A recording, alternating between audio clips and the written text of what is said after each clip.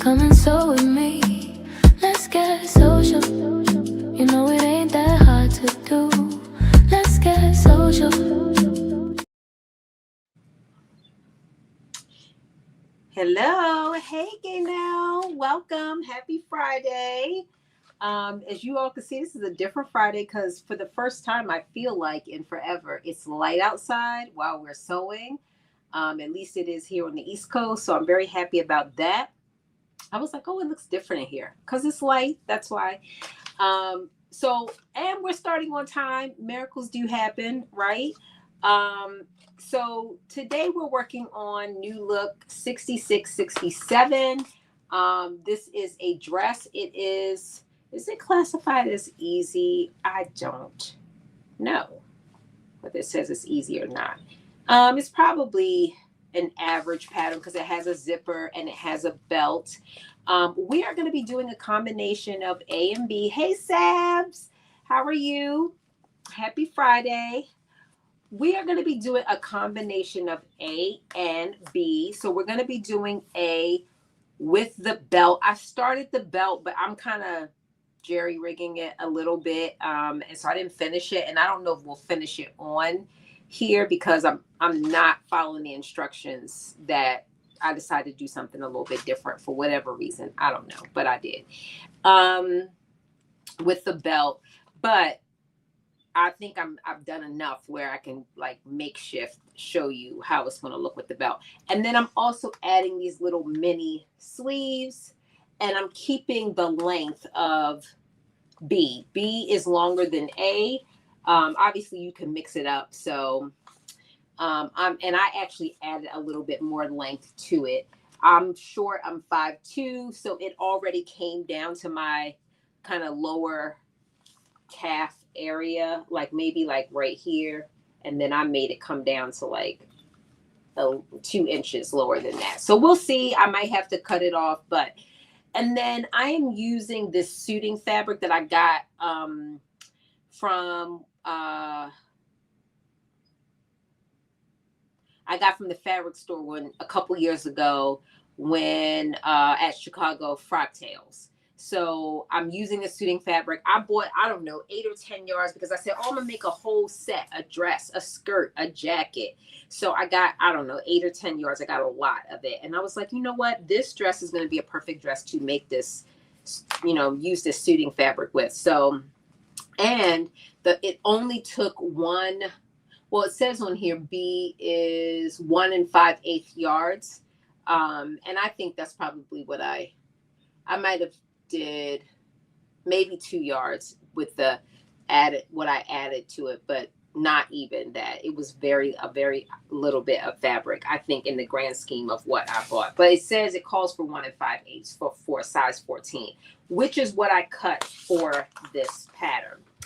I'm doing pretty good. I'm actually, I was having an allergy attack earlier in the week, and that seems, my voice is still kind of messed up, but that does seem to have, be pushing on by. I'm going to be outside all weekend, playing golf, going on a little hike, running a little bit. So hopefully I don't have any allergy. I'm just thinking out loud, like, Lord, that is a lot outside. And, my allergies, as you know, are not, I have really bad allergy attacks. The older I get, the worse the allergy attacks get. Okay. I know it's terrible. And I'm like, I feel like a broken record because these dang allergy attacks just keep happening. And and when I feel better, it's almost like out of sight, out of mind. And then I feel bad and I'm like, I didn't do anything about it. So I got to get on top of it. All right, so we're going to dive into this. I am definitely going to, so this dress is a little bit like an A-cut dress, A-frame dress at the bottom. I don't want that. I want mine to be a little bit more fitted. So I do plan to, well, we'll see. If it doesn't fit the way I want it to fit, I do plan to take it in. And then it does have a split in the back of the dress, so it's not an open split. It's kind of one of those venting splits where it's like it overlaps but it's open. You know what I mean? Like it overlaps. It's not like a open split. It's like an overlap, and then it's two separate sections. So that's in the back of the dress. So I'm going to see how it all fits once I put the whole dress together. And if it's too going out like an A, like this, I'm going to suck that sucker right on in so I get a fitted look all the way through the hips down to the knee, and then it can like open up a little bit. So we're going to see, because I cut a size 14, which is right on the edge of my measurements. And I don't know how, because this pattern also allows you to use a double knit and a ponte, which, you know, has a little bit of stretch in it, but this fabric doesn't have any stretch. So I was afraid to go to a size 12. So what I thought I would do is, obviously I could take in on the sides. It does have some darts that I can adjust if I need to. So I cut a size 14 because that is the actual size that I should cut. But like I said, I do want to take that little A in, and I didn't adjust it on the pattern because it's so subtle. It's just such a subtle, like, A. I don't know. You can't see it by looking at this pattern, but it's just so subtle. So I was like, you know what? Let me work with this. The other thing that I did do is, because I had time today, is I used my pinking shears all the way around this. So, hey, Lynette. Welcome and happy Friday. I use my pinking shears around this whole thing. So I am going to sew this at 3/8 instead of 5/8 because I know I cut off at least 2/8 with those pinking shears all the way around. And I don't want to have any problems with the fit. I would much rather have to like take it in a little bit after the fact than to sew it all up and then it doesn't fit. So I'm going to sew it at 3/8 instead of 5/8 all the way around because I know I cut off between 1 and 2/8 with the pinking shears as I did it all the way around. Okay, so first things first. So I just wanted you to know those couple of things that I am doing. Let me just show you what I've done so far with this belt. So here is the belt. This is not the way they tell you to do the belt, but I did it a little bit different. I used woven interfacing on the inside, and then I did like a edge stitch to kind of turn up the edges all the way around. And then I folded it in from the outside. And then I pressed it all out. And then I got to figure out what I'm going to do. Well, I know what I'm going to do. I'm also, so that this, you ever have belts to dresses and the end part is so long that it just like flips around all over the place? So this does call for snaps. So I'm going to put quite a few hidden snaps on the inside of this just to keep it around, but also to allow me to have a little bit of flexibility with my weight. I'm going to put quite a few in here. So that's why I haven't closed it up yet, because I got to figure out where I'm putting these snaps. But for the time being, I do have this little piece. I have to still sew it on, but I have this piece. So I'll be able to kind of put it on so that you'll be able to see exactly what it looks like. But I actually used a piece of scrap fabric I didn't follow the exact instructions. Theirs is a little bit wider. It's like 2 inches wide. That's like 1.25 inches wide, which is perfect for me. How come I use the pinking shears first before sewing? What did I miss? So my preference is always to use if I'm going to use pinking shears and I have time, I much rather use the pinking shears and cut everything first instead of going back after the fact, because it is a little, in my opinion, it's harder to cut everything with the pinking shears after it's all sewn together. So I do it like 99% of the time that way, because I usually don't have time to use the pinking shears before I sew something together, which is why I usually get on here, I sew, and then I sit on the couch with my pinking shears and watch TV or something, and I sit up there and I just cut it and make a mess everywhere. That's what I typically do, but it really is about just not having time. My personal opinion is that it is so much easier after you cut it, especially if you have a rotary cutter with a pinking blade. I have a pinking blade. I don't know what I did with it. It's in one of these boxes somewhere in one of these cabinets. But that, if you have one of those, that is so easy. Like to just roll it and cut it, and it pinks it right with the roll, right with the right when you cut the pattern out. I've never cut the pattern out with a pinking roller, rotary cutter. I usually do it after the fact, but just because I'm like always nervous about it being accurate, so I'll cut it all out. Then I'll just take the rotary cutter and go around it. But it's been over a year since I've even done that because one, I don't know where it is. And two, I usually don't have time to do it.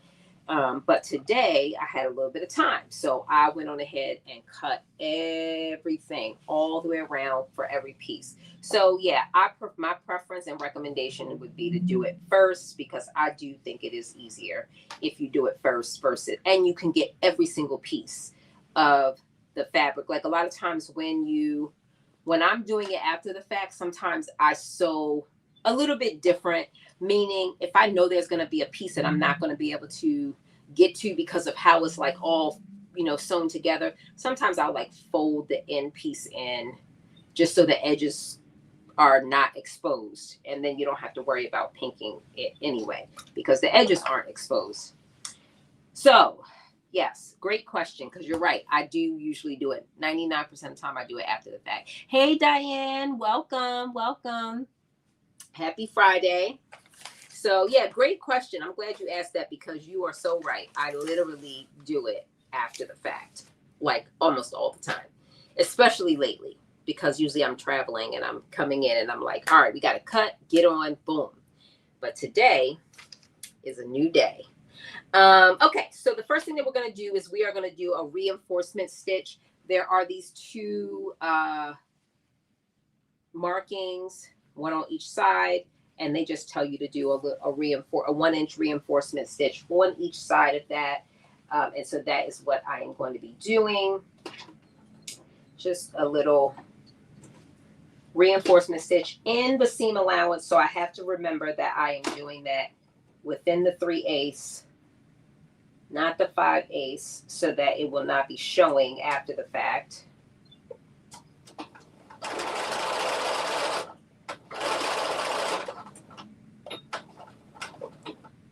One on the left side, one on the right side.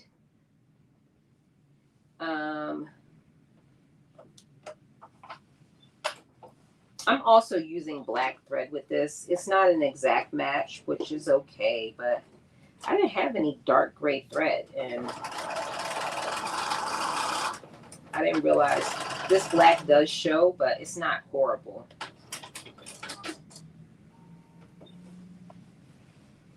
But you can definitely see it.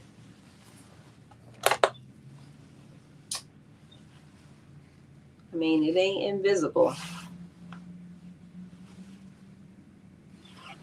So I might have to, I don't think there's that many places where there's a top stitch, but I might have to get, I am going to likely go get another thread before I do the final stitches to the sleeves and the bottom hem, because I don't like it. I don't like that you can see it. It's not terrible, but it's not, I don't think it works well. But it's the closest thing that I have to this. I looked at blue, doesn't work. The blues are too off. Charcoal is too off. It's too light. And this one is too dark. But it is what it is. So I got to find a gray. I'm going to have to take a piece of this material with me and go find a gray that really matches for the final hemming that I'm going to do. Okay, so I put those in. The next thing that we're going to do, I actually really like that they did the darts this way. So the way that they design these darts is they kind of basically cut out that extra fabric already. So if you look at it, it looks like this little wing or something. I don't know. But it's basically where your dart is going to go. The tricky thing for me is going to be that this fabric has lines in it, and I don't think my lines are going to line up. So it's going to be a little interesting to see I mean, it is going to be what it is, but I don't think the lines are going to line up, if you know, if you get picking up what I'm putting down. But we'll see. I'm going to try my best, but I'm not good with like pattern matching and all of that. Let me make sure I'm putting this on the right side. Yes. Okay. So it's going to just be a little mix matched line, because I really wouldn't even know how to fix this. But for the belt, I did it. I made it all line up. I was so proud of myself. The lines line up. But for this, it's probably not going to line up.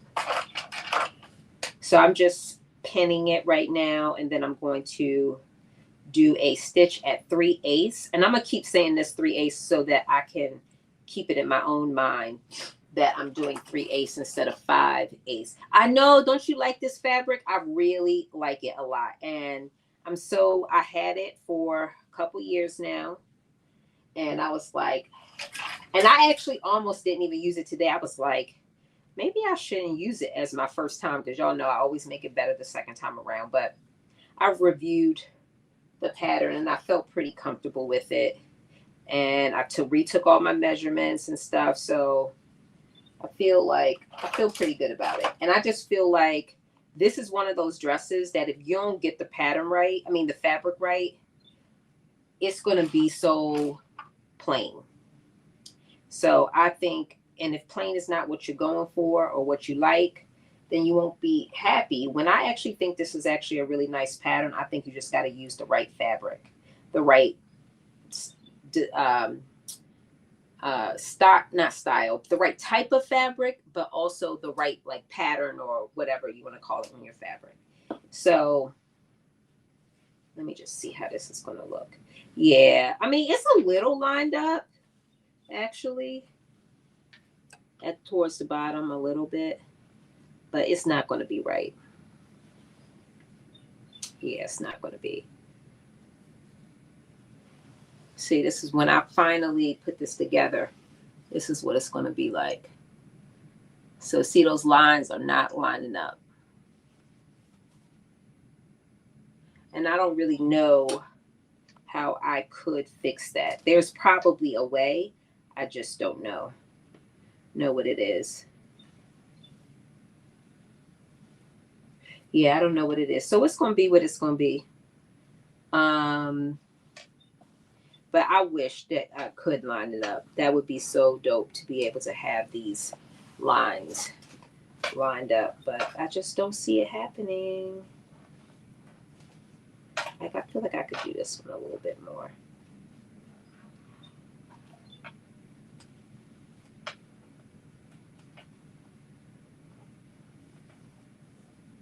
Yeah, this is a lot.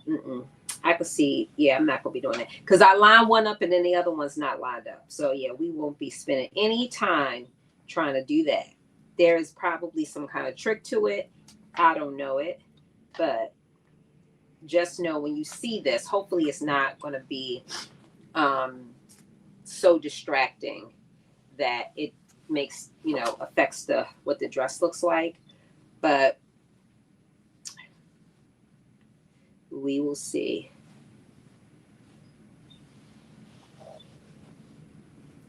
We will see.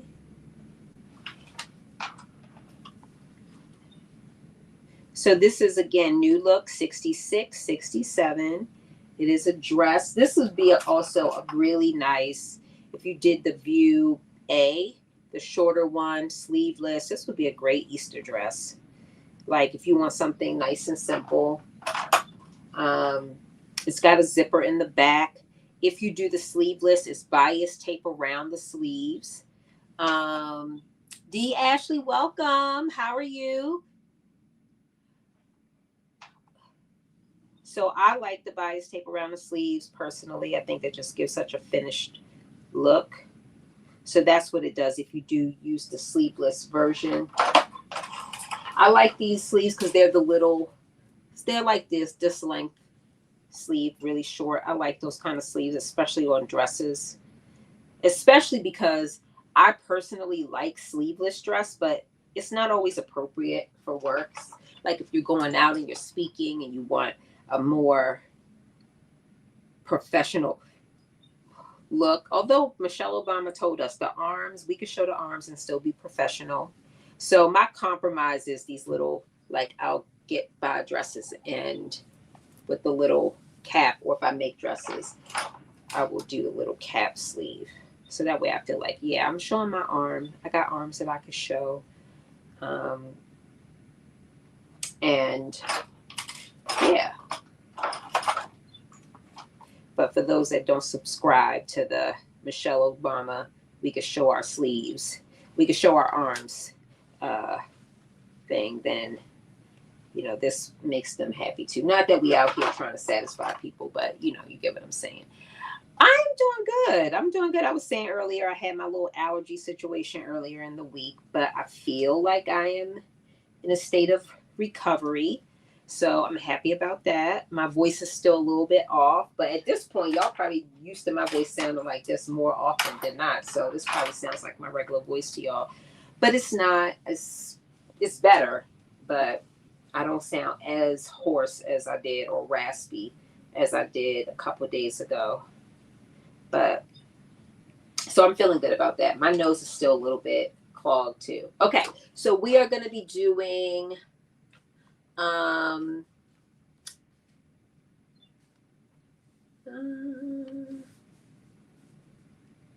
we're going to be doing 3/8 of an inch. Again, I'm using 3/8 instead of 5/8 because I cut off some when I did use the pinking shears. So just as an FYI, why I am doing 3/8, that is why. That would be why. Okay, so we got 2 of these darts. I'm putting them both in.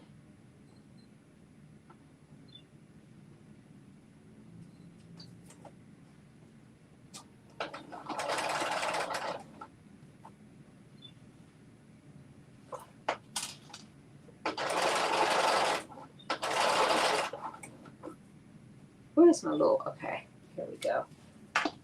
All these pins, I'm going to try to stick them back in here.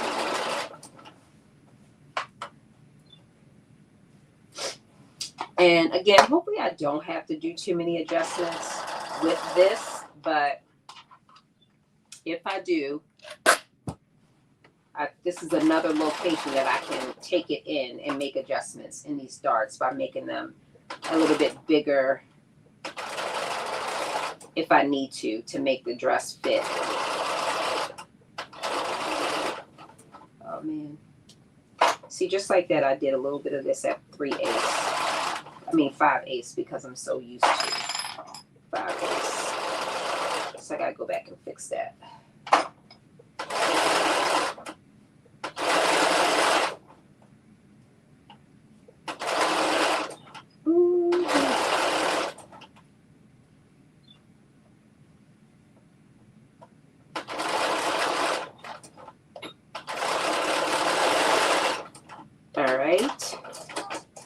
Just go in and do this one little part where I went all the way out to 5/8.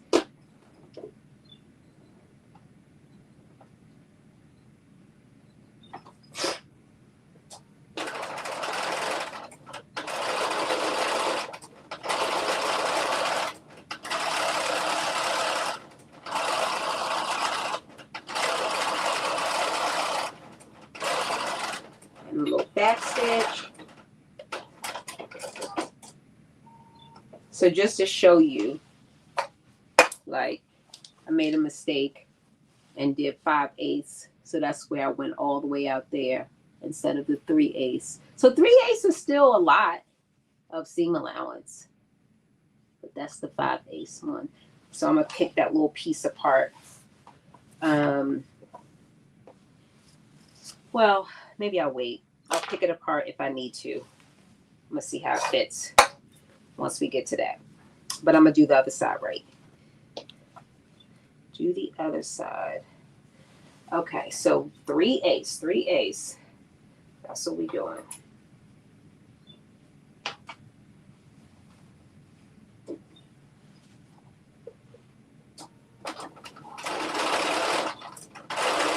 And this is one dart on these are front darts to the front part of the dress, one on the left side, one on the right side.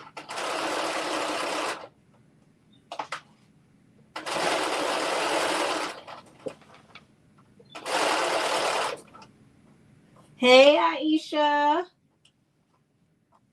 Hey, girl. Congratulations on your magazine feature. Love that for you. I had no idea. I guess it was a surprise. But you looked amazing. I love the dress.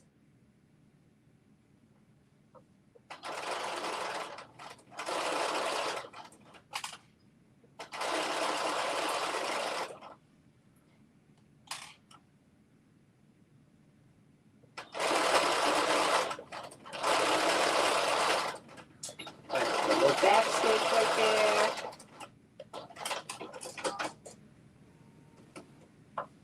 there. All right. And this one I did the whole 3/8 all the way. Again, those lines ain't lining up, but that's okay because that we would have been here 20 minutes trying to get these lines to line up. That I'm not for that. But there are people that could do it with their eyes closed. I'm not one of them, for the record. Not one of them. So I'm going to press this seam. It says press it to the center. Yes, press the dart to the center. So that's what we're going to do. We're going to press it to the center. There we go.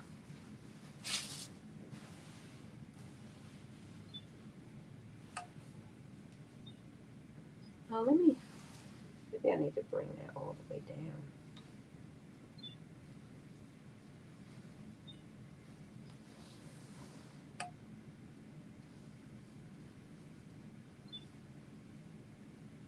No, we'll leave that. What should I? Yeah. I'll bring this all the way. Did I do it on that side? Oh yeah, I didn't do it. Okay, so we're gonna do it all the way. Sorry, I didn't bring it all the way down.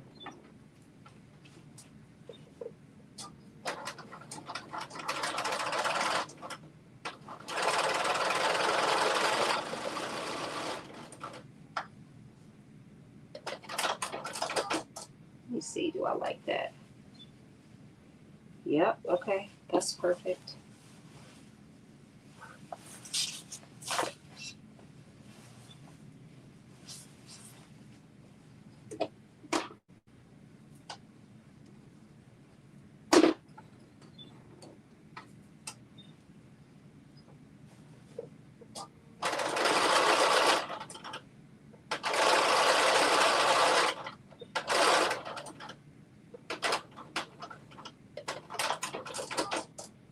All right. Yep, okay. So now I'm going to press these darts to the center. And then the next thing that we're going to do is we're going to do a stay stitch to the back piece. So the back piece is 2 pieces because there is a zipper in the back. So we are going to do a stay stitch on the back out to center on each side. And then we're going to put our little zipper in. And again, I didn't realize that. I thought I wouldn't have a problem matching gray. I don't have this gray. So we're going to use a black zipper because the grays that I have are way too light. And the black is just going to be the little pull that you're going to see, or that's what you should be seeing. So yeah. Now let me press this piece. Thank you, D. Ashley. Yes, I'm definitely feeling better. And it's just a reminder that you can't slack off of that allergy medicine. You got to take that summer, winter, spring, and fall. And I say that every year. I know I'm a broken record when it comes to that. But yeah, that was my reminder. My body telling me, you don't have it in you. You have to take the medicine. Okay. Oops.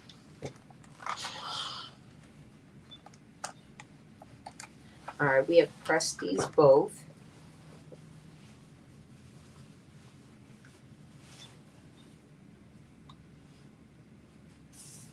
You can't really see it that much. I mean, it's there. You can't really see the lines that from that far away, but it's there. Y'all see that? This doesn't look too bad. Okay, so that's that. We're gonna put this to the side for now. And we're gonna take out our piece number 2, which again is 2 pieces because this is not on the fold because you have a zipper. I would say if you're going to use a knit, a ponte, because you can use that with this, I would totally cut this back piece on the fold because you may not need a zipper, and you could probably leave out the zipper. So again, here are the top. I am going to do a stay stitch from the edge to the center on the front and the back. And I'm going to do it within the seam allowance. And that's just to help keep the, to stabilize the collar. There is a facing along the collar too. Keep it from stretching.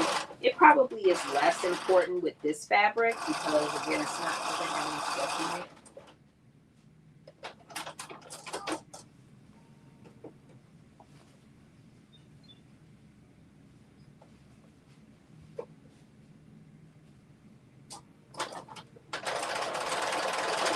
So yeah.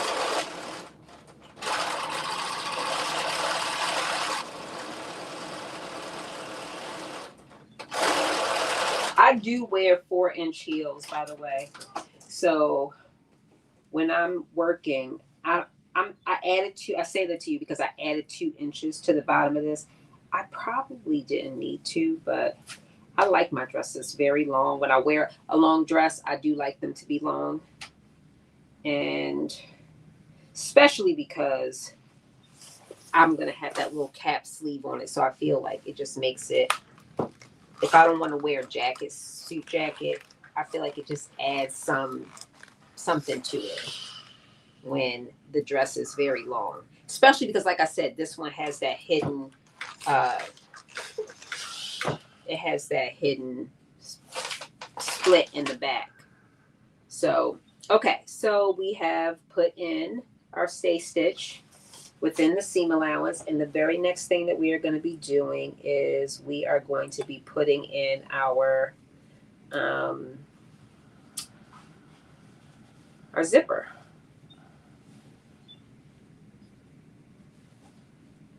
So I just had to put the right sides facing. So I put them together. And let me see what zipper am I using? This is, I think they said, oh yeah, 22 inch. And this is not a 20. Maybe this is a 22 inch. This is a, let's see, 9, 18. Oh, it is 22. Yep, this is 22. 22. Back of the neck. It's going to come all the way down to here, which means you want to right at the crotch, right below the crotch area, probably like 2 or 3 inches below on me. So that is perfect for stepping into the dress, which is what I love. I like a step in to the dress zipper.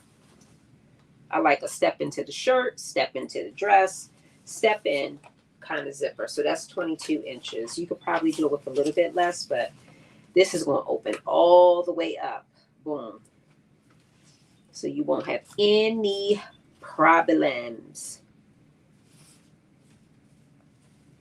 Okay, so I'm using my zipper tape. Y'all know I like my zipper tape. So I'm going to use that. But first things first, I do need to turn out the 3/8 of an inch. I need to turn it out.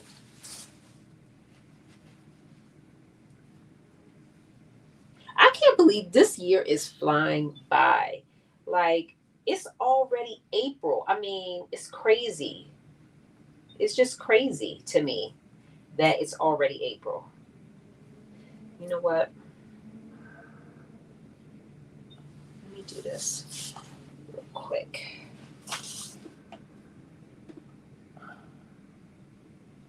Because this fabric is, it doesn't press as well as some of the other fabric. And it's going to make it easier for me to keep it in line and make sure I don't go over that 3/8 if I just put this basting stitch in, which I usually don't do when I'm using I usually skip this step when I'm using my zipper tape.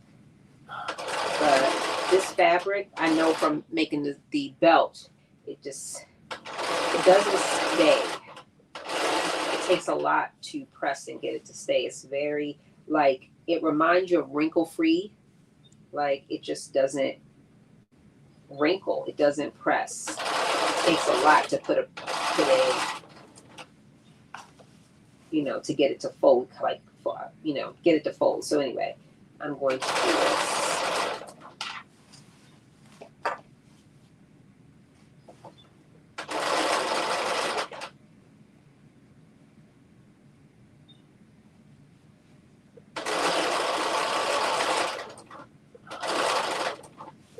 And I think, did I make the mark on here?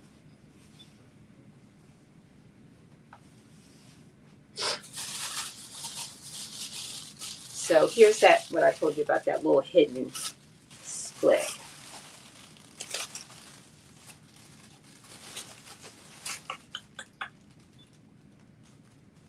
Okay, here we go.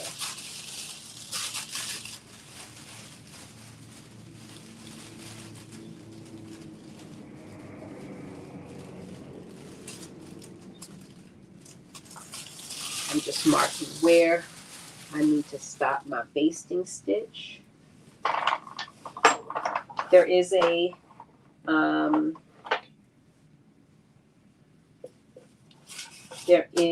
notch, but I cut it off when I cut it off when I use my painting shear. So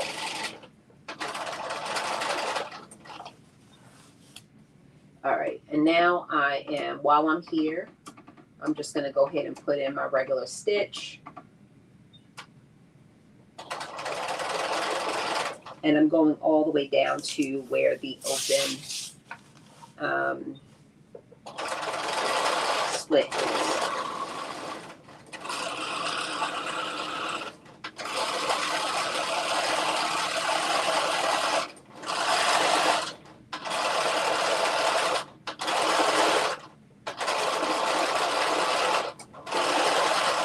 Now I'm going to do a little back stitch.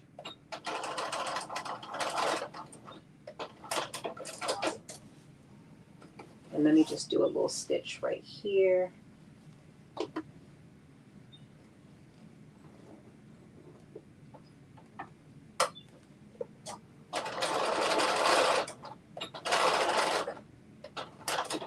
Yeah, this is just, I put an extra little stitch in. Hey Chris, welcome. I put a little extra stitch in where I switched from the basting stitch to a regular stitch. Now I'm about to press the seam open, and then I'm gonna put my tape on. And again, the reason why I really don't like doing this, because then you have to seam rip that out, the basting stitch out. And it's not a big deal, but it's just an extra step that I feel like you don't really need to take when you use that tape. But like I said, it doesn't, I mean, it lays, but it's not. The best way I could describe it is it reminds you of wrinkle-free material. It just doesn't like press the same. And this iron is like amazing. I've been able to press that like wool. When I made the coat, it was pressing stuff like that wool flat. So That's the best way I could describe it, is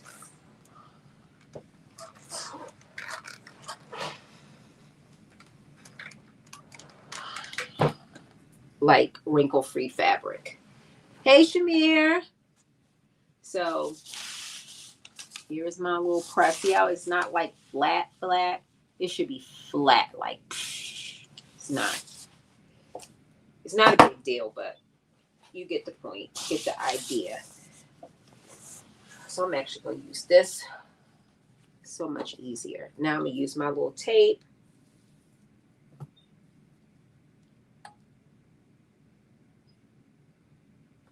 And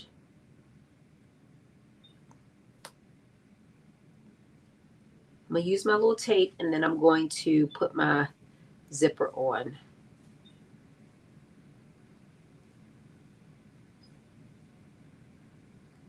We just moving through this. Let me knock on wood, because I start saying that and then it'd be like 3 hours later.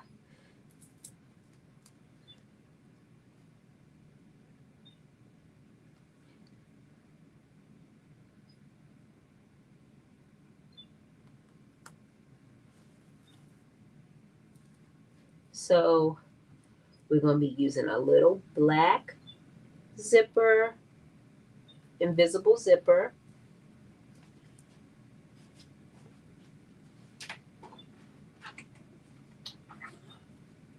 I don't know if that made a difference, but turn that little light on. I need to put my glasses on. I'm acting like I don't need them, and I do. I'm really getting ready to look into getting LASIK again. I realize, like, I just don't like wearing glasses. It's like a nuisance to try to even keep track of them.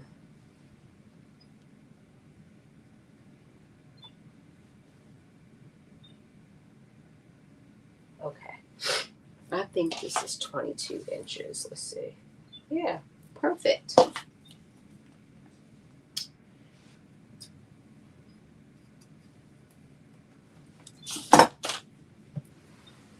All right.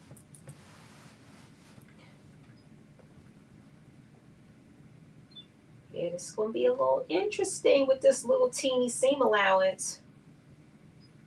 Just realized, like, this zipper tape is,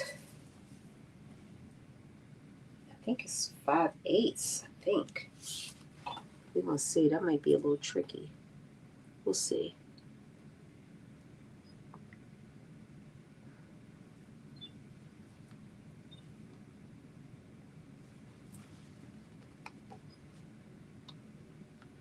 Come on now.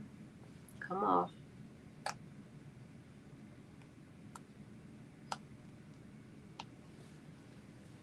Let's get social. Mm-hmm.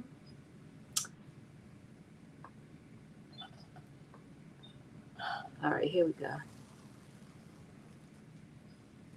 All right, right side to right side.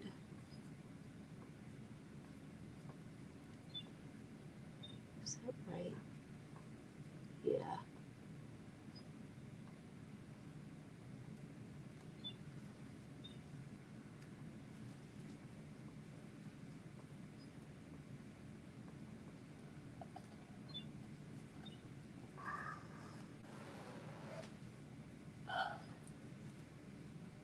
All right, I am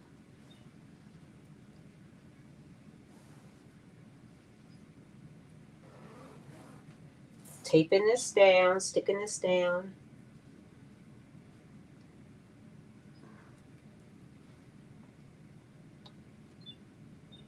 Making sure it doesn't go over the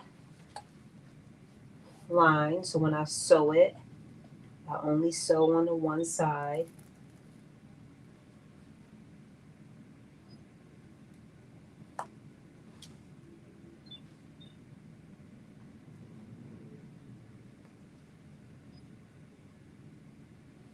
All right, I think I got it all down.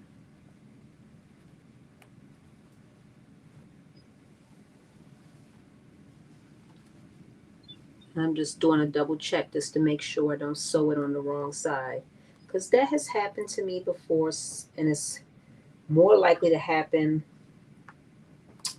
now because I have very little seam allowance.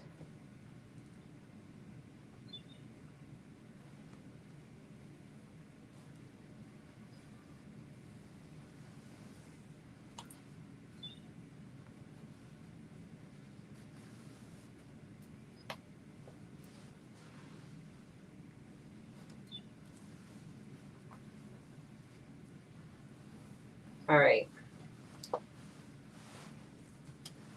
So we got it down. Hey, Helen, happy Friday.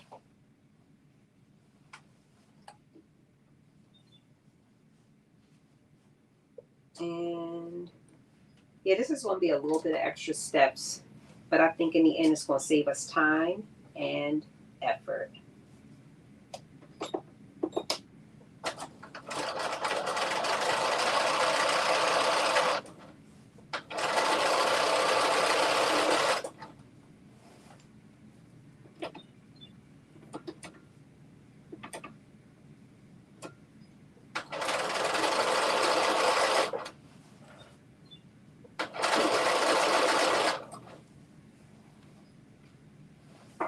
So I'm doing a little bit more with putting the zipper in than I normally do, but I'm doing a basting stitch now to just get the zipper down, and then I'm gonna do a real close-up stitch. Again, I don't normally do this. Oh my goodness gracious, did I? Oh, okay, I didn't. I was thinking I was sewing through all the layers, but I'm not. I'm a little nervous. This is what happens when you do things you don't normally do.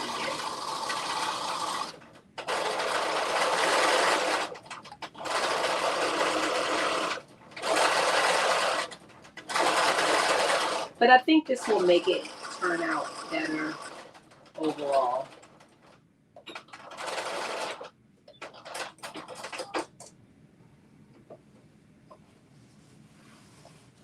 So I do have to do another little stitch. But what I'm going to do is I'm going to take out this basting stitch. But yeah, that's going to be so good. So I just got to make sure I get that right. So I'm going to put my little tape down.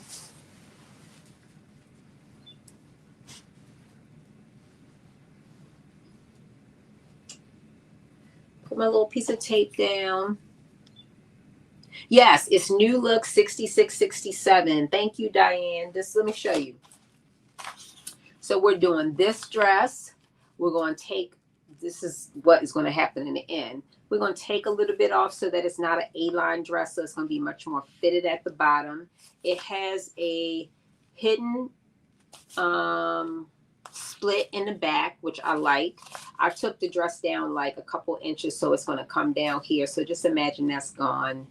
And it's going to come down like there. And then we're going to use these little sleeves to create this little cap sleeve right here. And we did the belt. So we did some things a little different. But this is one of those dresses that I think is super cute. But you got to make some little tweaks to make it have the fit that you want it to have. So yeah. And this is going to be my little summertime dress. What I wear with my like work dress, wear with my open toe shoes, my heels. So it's giving a little, yes, it's summertime, but I'm still gonna be professional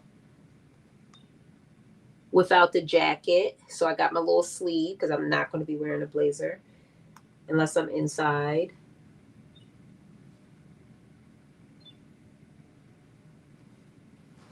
So yeah, I'm excited. I feel like it's going to turn out. I am preparing myself to maybe have to do a little bit of tweak to it here and there, but we'll see.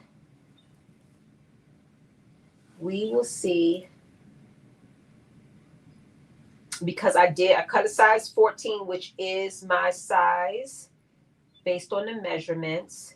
But this is one of those patterns that it says you could use basically stretch and non-stretch material. Like it says, you can use crepe, sateen, linen, jacquard, but you can also use double knit and ponte.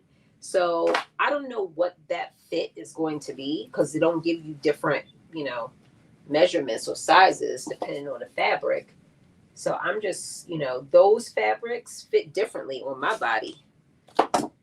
So we'll see. I am, because I was going to do a double knit. I have a gray fabric that I have bought. It's pretty thick though, and I just thought, will I wear this in the summertime or will I be hot? And I thought, let me use this. Okay.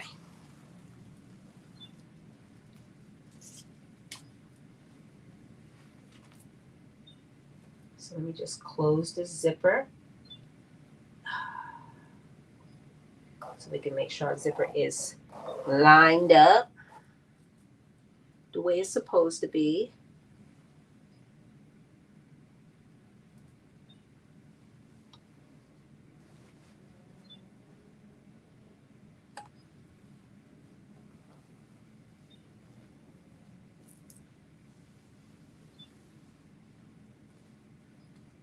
Ooh, okay, let's see.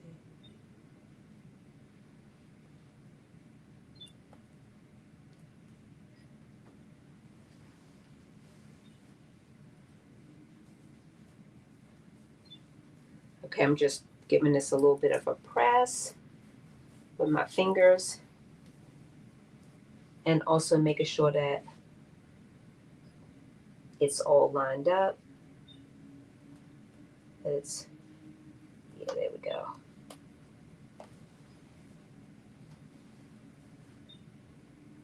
Okay, and now I'm going to put in this basting stitch on the side, and then I'm going to take out the basting stitch in the center, and then we're going to stitch it down. So again, a lot more steps than I normally do, but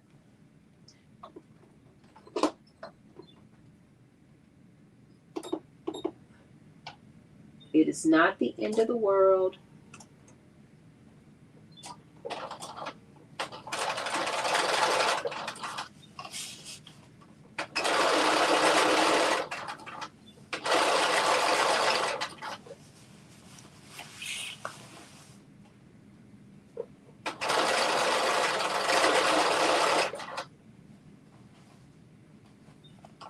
So Auntie Carol went and got my denim, y'all, this weekend, and I'm gonna be in Chicago in the next couple months, and I'm going to that store. I'm gonna stay in town. I need to check my flight too. I'm going there because it was a lot for her to go there and pick that denim. There was like a million denims. Lord, I thought it was going to be like 5. I guess I forgot, but all the memories came back. Like, wow, but I think she found it. I'm very happy.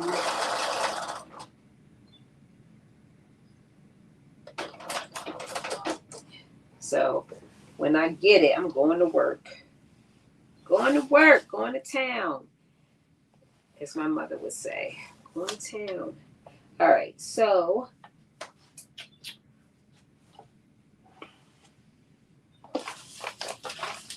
where's my seam rip I just poured?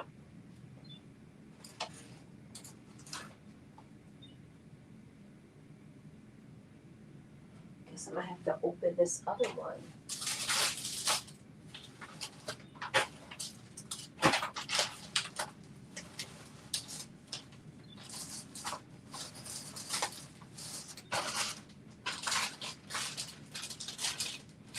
I bought 2 seam rippers, and now I can't find the one I just bought. I know I bought 2 seam rippers. Alright, I guess I'm using this old one. So I'm taking out the middle seam, and then I'm going to I'm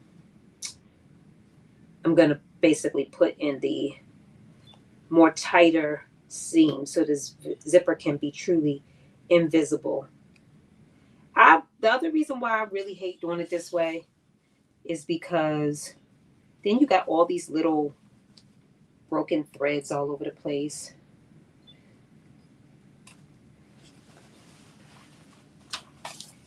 So it's just a longer way, all these steps. I usually avoid all these steps. Zipper will be in right now. But this is the right way for what we needed to do, partially because, like I said, we didn't really have any extra, because of the way we painted it, we didn't have any room to play around. And I was very nervous about sewing this to the other side. And that would have been like not good to have done that. So it's like, you know what? Let's just take these extra steps to avoid an unnecessary. Where is my dang on?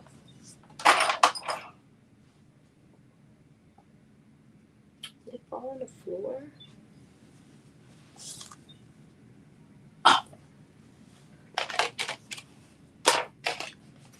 I can't find the one I already opened, but I found the other new one. So we're going to use this one. Because that other one, the edge is dull. So it doesn't rip as fast. And we want to get it done. We want to rip this.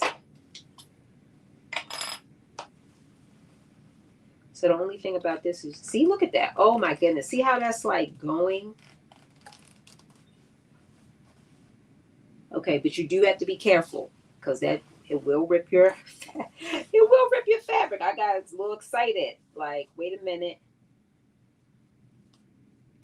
But it's like going. Y'all see that? That one that I just used, I've been using forever. So I bought 2 of these just because I was like, okay. Okay, there we go. So now we can unzip in this and we can sew really close. But before I unzip it, I'm going to try to remove some of these extra pieces of thread that I just cut. Because these things be getting stuck.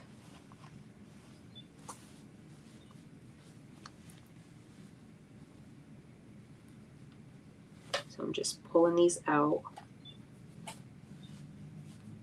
Little pieces of thread.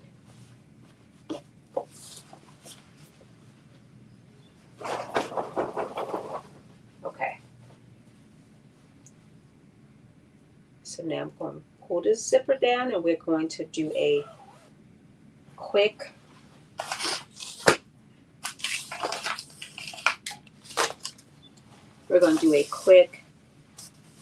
close stitch. And it's going to be invisible.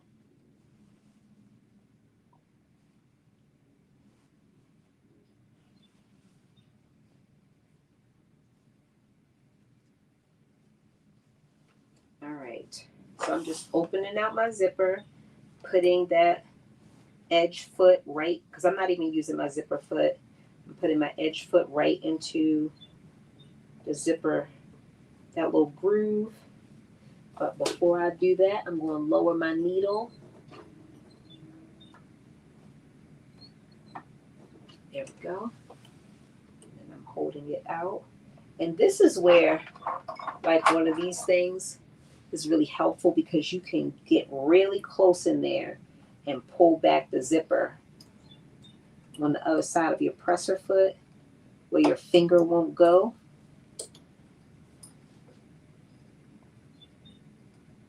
Lay that flat until you get going, and then you don't really need it as much anymore. Ooh, okay.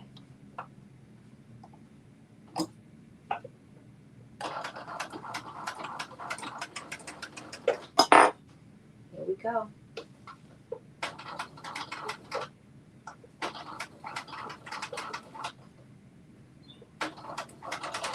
And the main thing is you just want to make sure you don't get too close to your zipper teeth. You know, the usual stuff that we have to do. forgot to turn my thing back. I was like, this thing ain't going fast enough. Okay, I have to do that beginning part again. There we go.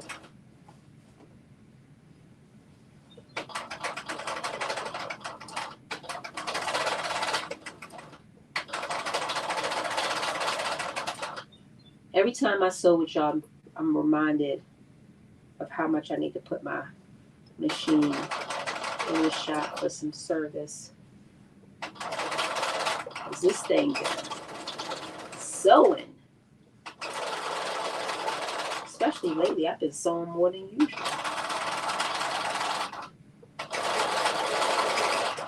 So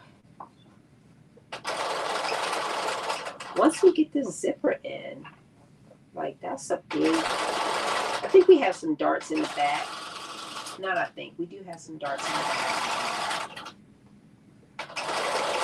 We're gonna get those in.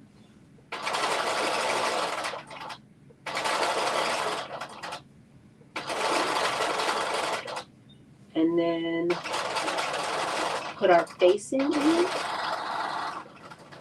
And I think, oh, and our sleeves in.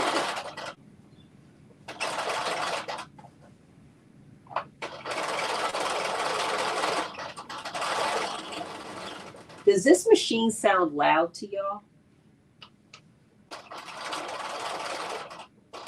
Can you hear it even?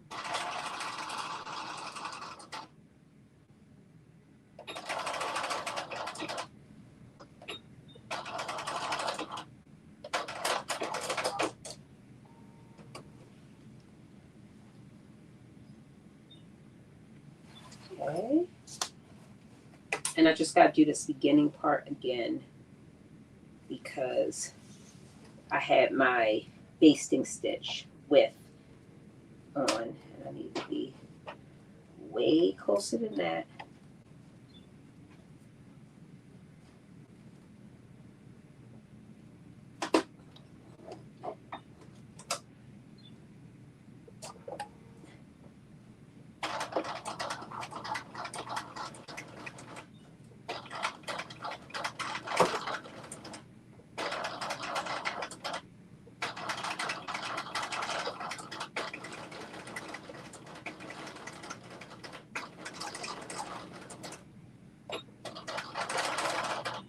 Okay, one side down, one more side to go. And I'm just going to zip in this to make sure. Oh, see the side. Okay, there we go. So that's why I took out a lot of those little pieces because it will get in the way of your zipper. But one side is in. I can't pull too much because I haven't put the other side on, but you get a feel for it. It's in there. Yeah, buddy. All right, let's do this other side.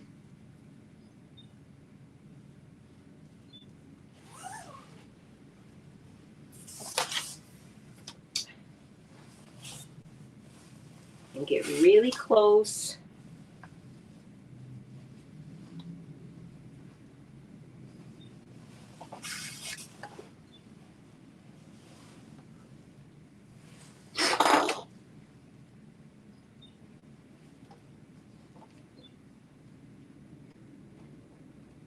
Get right in that little groove.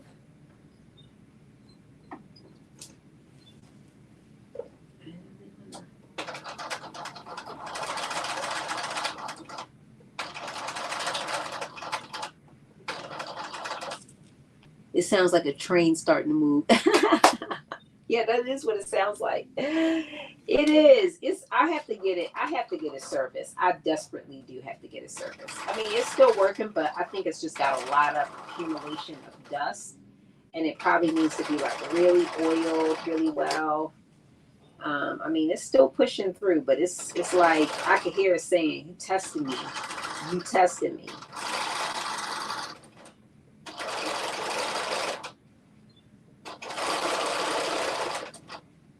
When I first got it, it was so quiet. It was a couple of years ago.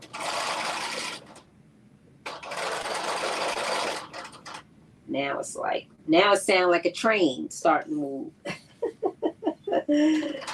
Hey, Monica, how are you?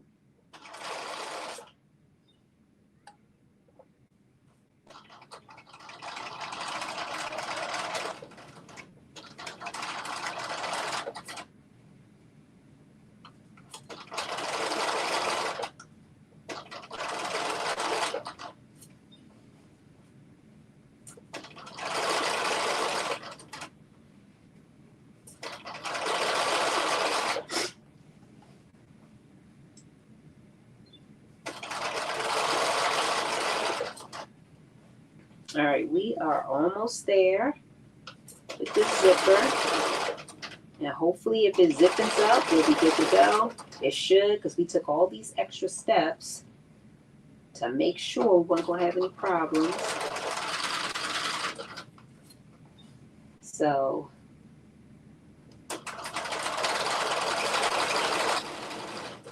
let's hope we're not going to have no problems.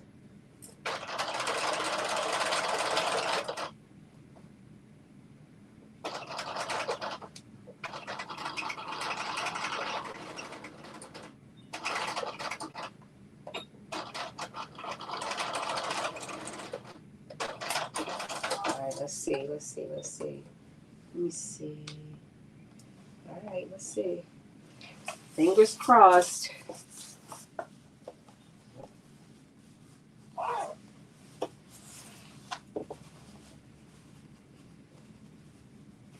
Uh-oh.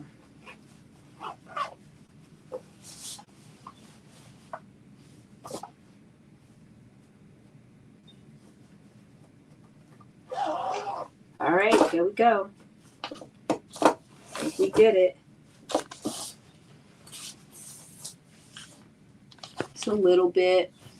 I might go in and do it, get one more touch on that other side I just did, but it's not too bad. I have to really pull it. And I'm going to press that so it lays really flat, but it looks really good. There we go.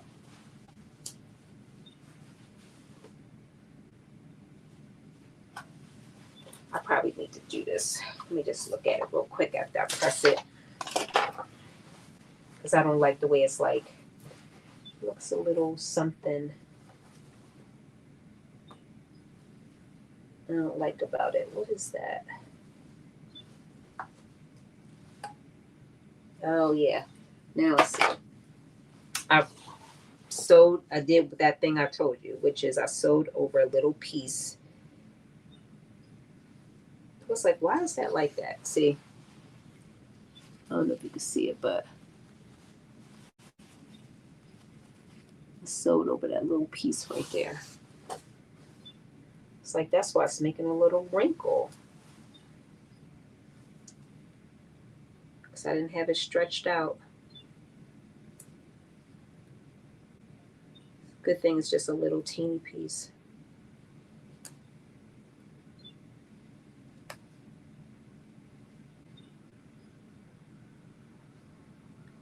And we got the zipper tape, so it's not like it's going to. All right, there we go.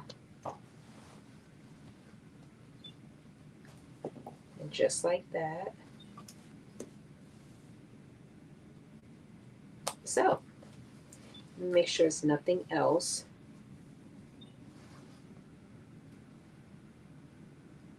I think that's good. That's good.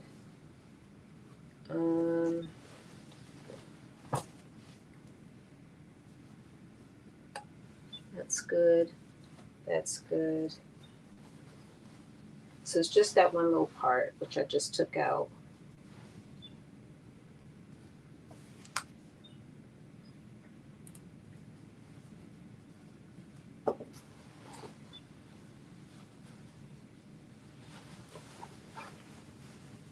Yeah. So I still have to put the stitch back in, but that's where it was. Right there. So I have to stitch it back in, but that, then it will look really good. So let me just sew that piece. Oh, this is another one, another little piece.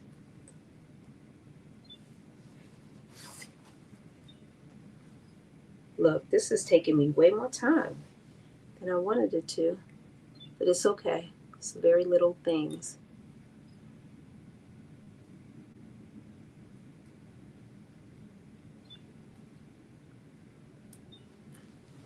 All right.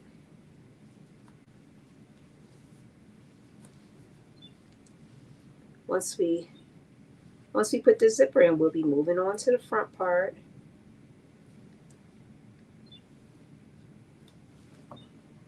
I think it's, oh no, you know what? We are doing the split. Okay, that's out.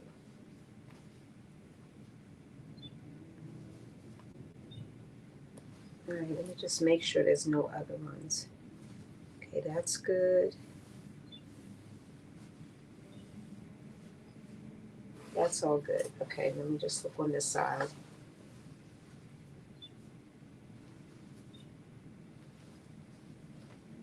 That's good. That is good. Okay, what happened right here? This. I found another one.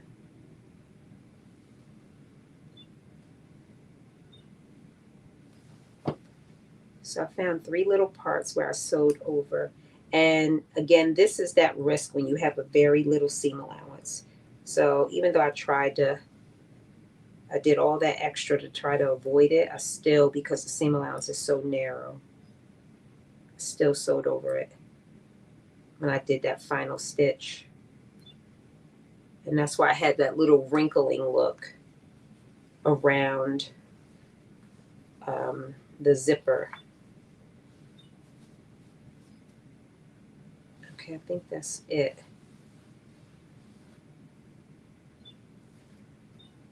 Yep. So let me just put this in. Just gotta open it up and then pull the fabric tight so that it does not get stuck under there.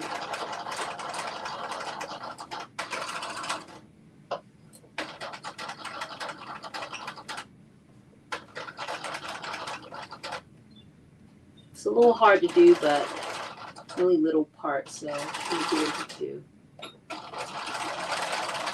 All right, let's see. 1 down, 2 to go.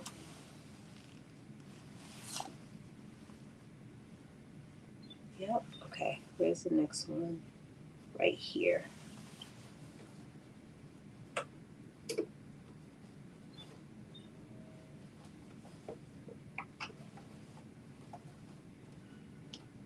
And you know what else I think why this happened too? Because believe it or not, the very thing that I did, that basting stitch, it was too close. And I think it just pushed the fabric.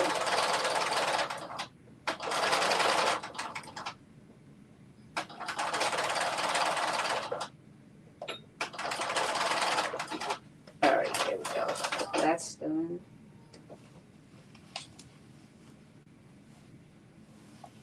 And then anywhere else on this side.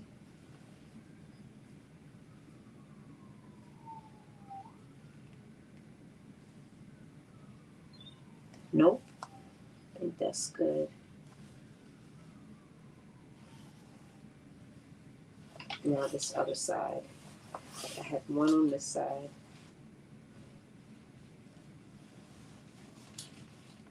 I think that is it. Right there, yep.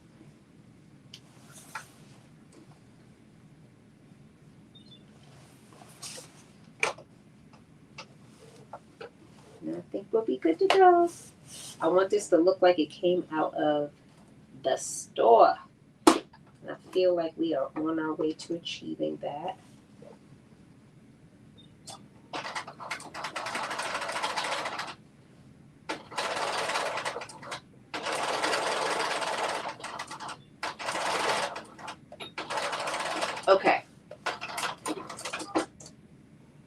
was it. We got all those little pieces. That's good. And now we're going to work on our split. So what it says is, please shut.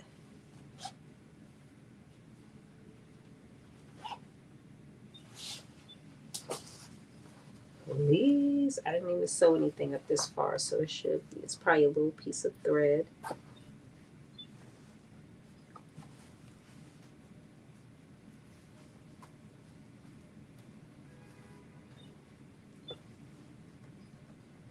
There we go. All right. So it says that, hey, Diva, you had a low day. I'm ready to go. Oh, I feel you. Look, I'm actually had a really good day. So I'm very happy to be going into the weekend with this level of energy, because it's been a minute since I've had this level of energy going into the weekend. Usually I'm like in total rest mode, like I gotta recover for another crazy week, but not this weekend. I got a little more energy than I normally have. Okay, so we are going to be, so we just put the zipper in. The next thing we're going to do is we have a dart that we have to put in, one on each side, and then we are going to be doing our kind of that vented pleat that I told you about. So we'll be doing an edge finish to those two pleat pieces. And let me just see how they have us sewing that. So they just want us to do the edge finish for now. And then we're leaving it open until we finish till the seam. Oh, because it's doing that. We're doing that seam where you kind of fold it together and then it automatically flips it up and in. So all we're doing for this particular point is just putting in our edge finish to that seam so it'll have a finished edge. So we're going to put in our dart. We're going to put in our darts. I'm going to press this out because this wrinkles is killing me. And then we're going to put in our darts. And while I'm waiting for this iron to heat up, I'm going to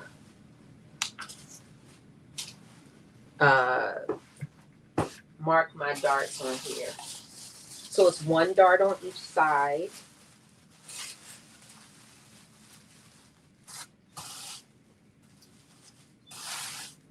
Like I said, I cut a 14. So I'm just making a mark at the top and the bottom. Oops, there we go.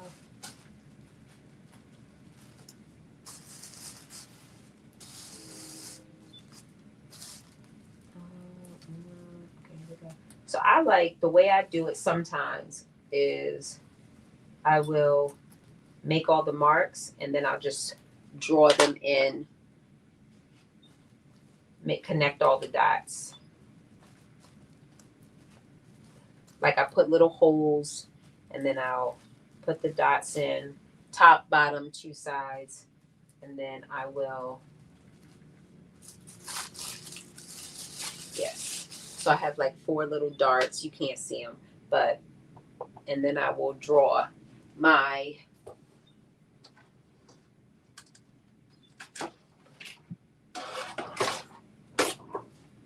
I'll use like this thing and draw it in. It just gives me a rough, where is my,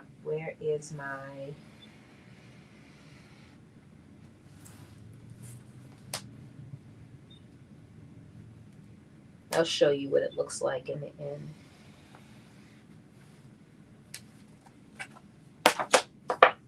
And then I'm going to do the same thing on the other side.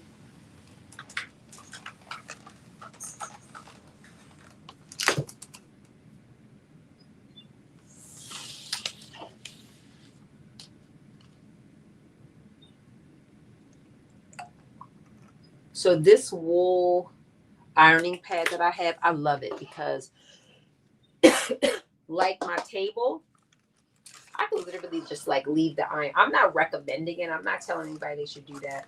But if I leave the iron down for a minute, you know, it's not gonna like burn a hole in the table. Well, let me check the table before I say that. Yeah, it's no damage to the table. I'm like, I should probably check the table before I tell you that.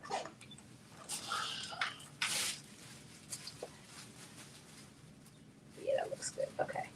And now let me just do the same dart on this side.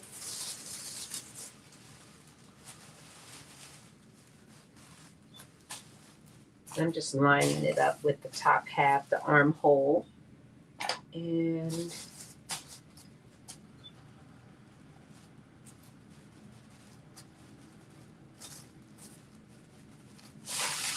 all right, and it gave me my four little points. And now I'm just going to connect them.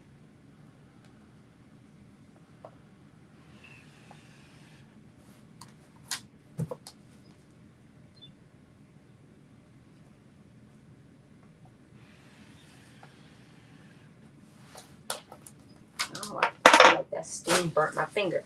Okay, so this is how I will do those darts. You can see.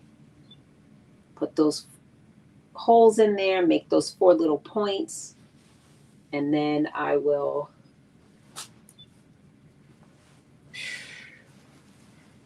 connect them using that curved ruler.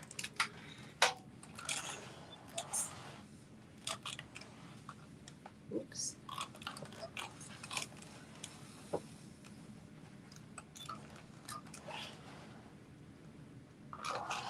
Okay, this is looking better.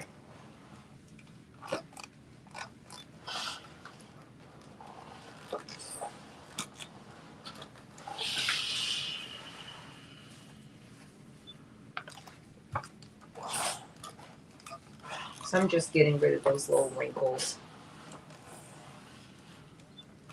Okay. Okay. I don't know if you can see these, but it looks better. All right, so now I'm going to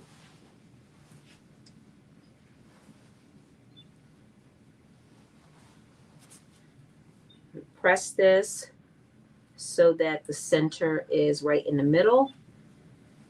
And then I'm just going to sew along that line. And this, like I said, is going to be a little bit harder because this fabric doesn't crisp up. Like it's almost like I need some starch or something.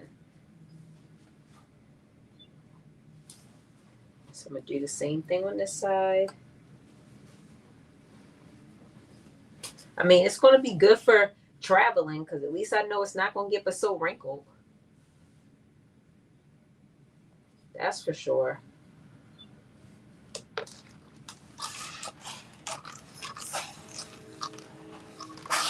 All right, so now I'm going to just stitch along this line.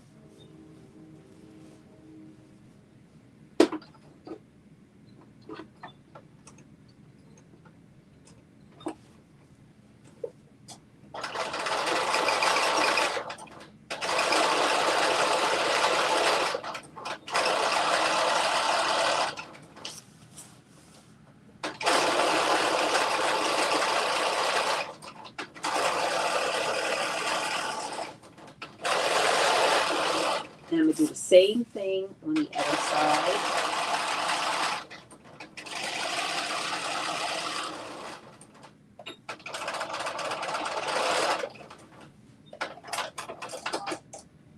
I need my clapper. I actually have it in there. I do need it, right? Because this, I got spoiled with that iron because it literally, everything just stays. But this fabric, I was like, oh, it's requiring a little more effort.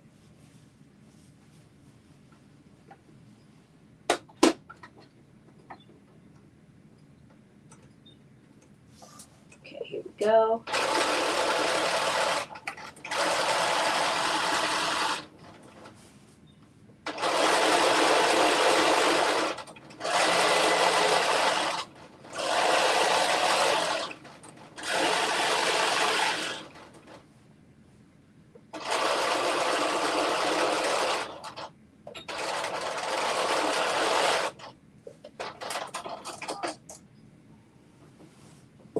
And just like that, we have our 2 darts in the back.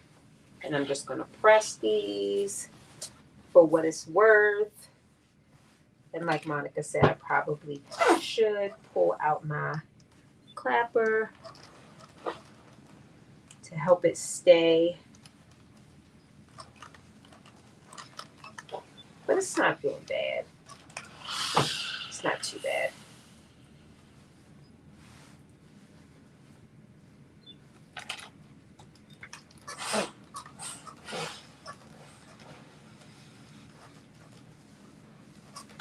This is not doing too bad.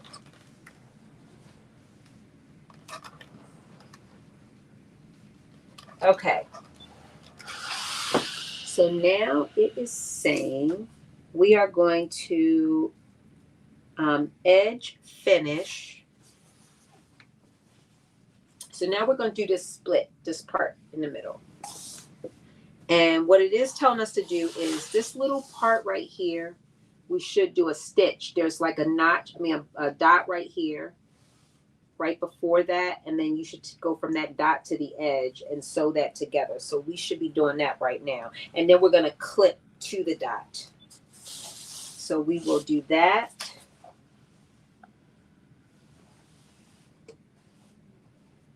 So I'm just going to bring it down just a little bit more.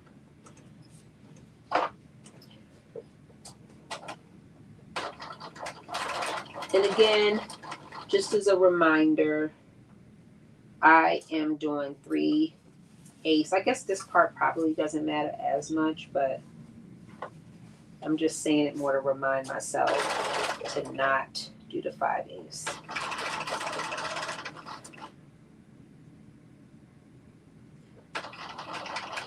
And then we're not going all the way to the end because, again, we are going to be doing an edge stitch. So that's the end is going to be rolling in, and then I'm going to just do a little clip, not through the stitch line, but to the stitch line.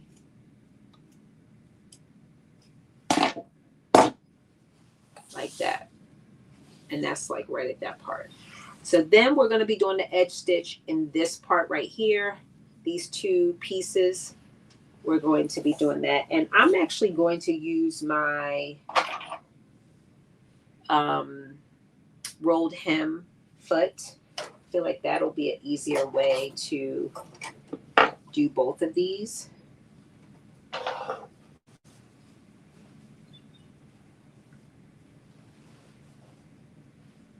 just got to make sure I do it the right way.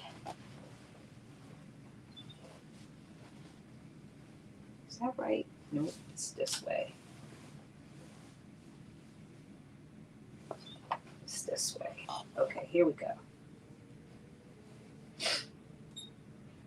I love this rolled hem foot. Once I figured out how to use it, you couldn't tell me nothing.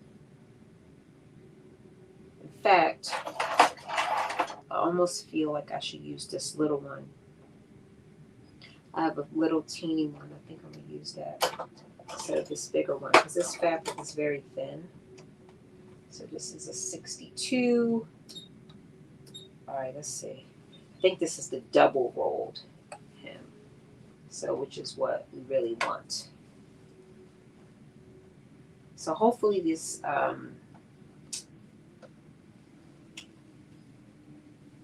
this pinked edge won't mess it up too much or make it too difficult for it to stay. But let's see. Ooh. If it does, then I'll just, but it's going to make a very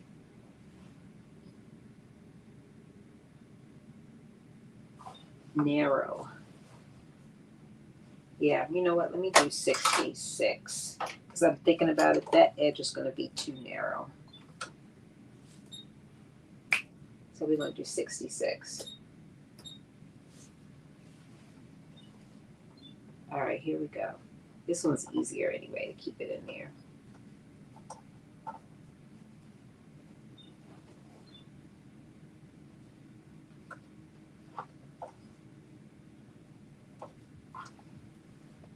here we go.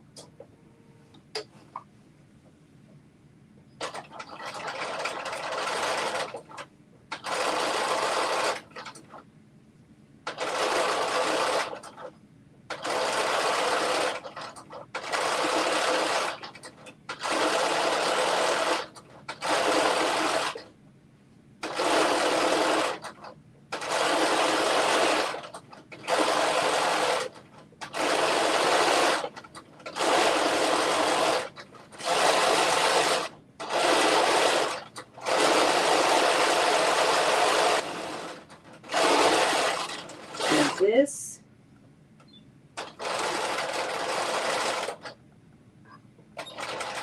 looks good. No ironing. You can't see it, but there we go. And now we're going to just do this other one. Same thing. And again, I'm using my rolled hem foot to put this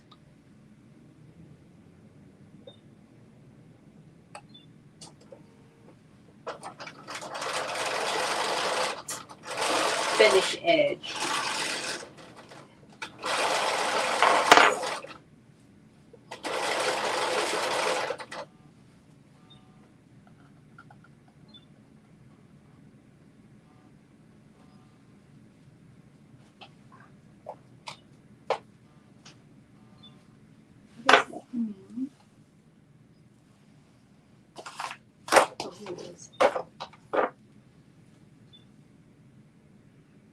Oh, that's interesting. Okay.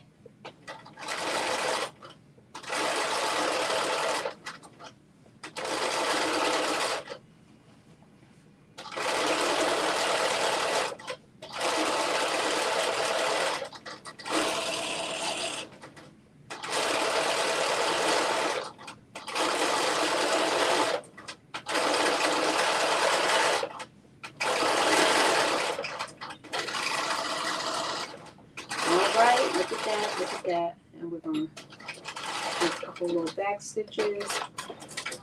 And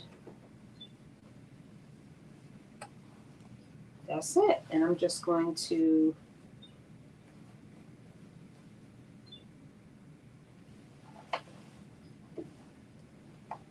finish that little part up because it's right by the edge, so it wouldn't go into the machine. So I just have to, there we go.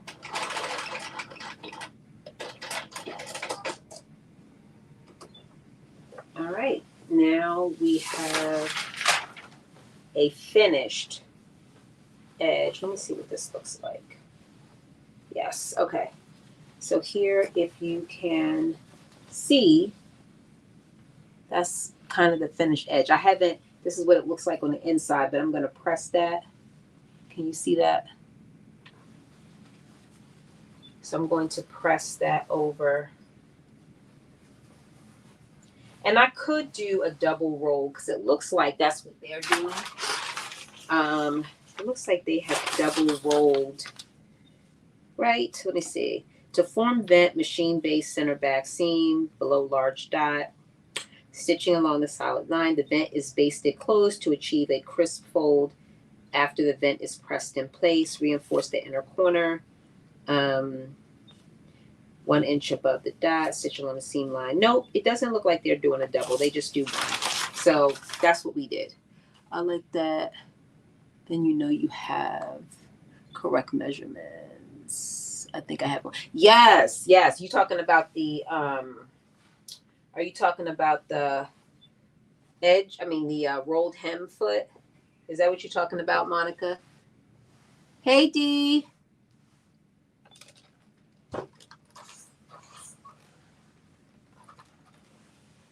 And this is one of those cases where I didn't have any extra fabric because, like I said, I cut off 1 2/8 when I pinked it, this whole thing. So it was really important that I don't, because I want to, that I don't go over, or that I try my best to stay within my 3A seam allowance to make sure that I don't have any fit issues, because I'm already going to be, it's already going to be problematic. Well, not problematic. It's already fitting exactly. That's what I should say. It's already fitting exactly.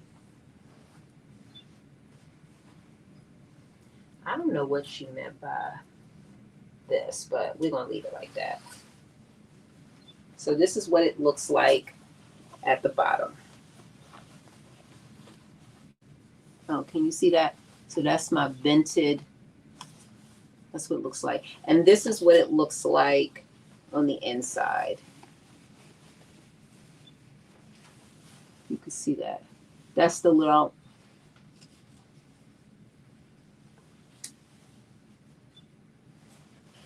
you can see that. So that's what that looks like. All right, where are we at now? We have put our vent in. We have, oh, they want us to actually stitch left back. They want us to stitch that vent down, going towards the left on the outside, so that it's like, basically so that it's like this. I'm going to show you in a minute.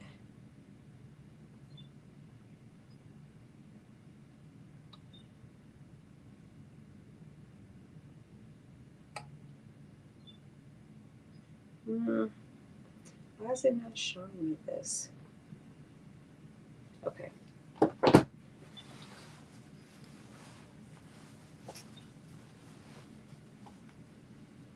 So I'm going to just press that over, I'm thinking, and then I will do that stitch. It's weird, I think. I don't know if I like that.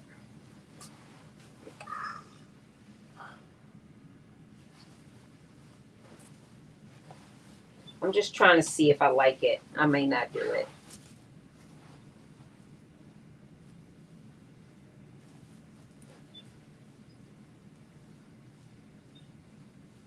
No, I guess it's okay.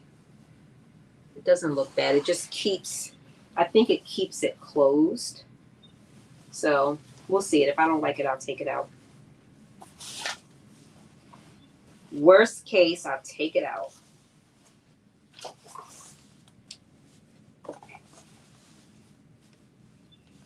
On the outside, stitch left back along basting as shown. It just seems a little tricky. So like sew that, and then for it to be right. But I'm gonna do it. It's gonna be, because I've never done one of these vented things before. Let me put this pin in here.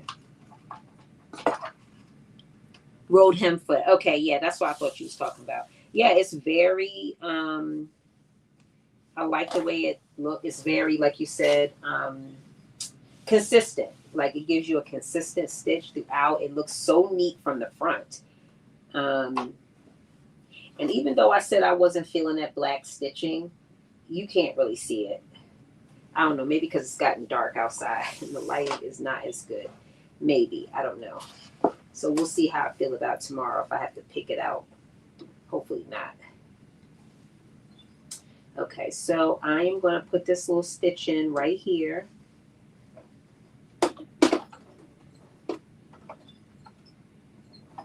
And then I'll take out my rolled hem foot because I realize I still have that in.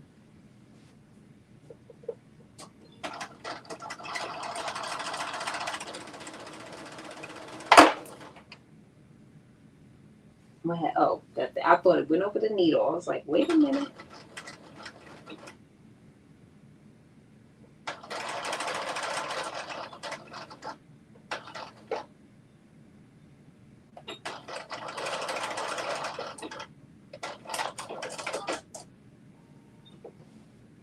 right, let's see. Okay, it looks like it looks. Doesn't look bad. Let me show you. I have to clip off the string, but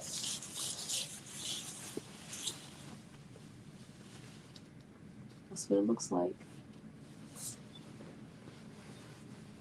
And I can see why they have you do it, because it does fold that piece under like that. It makes it so that it folds underneath automatically, which I like.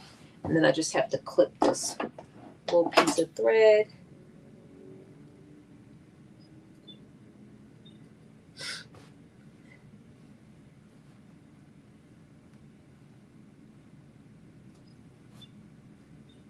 All right, there we go.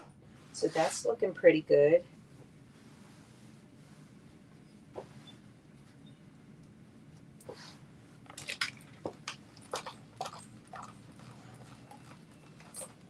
Okay, all right.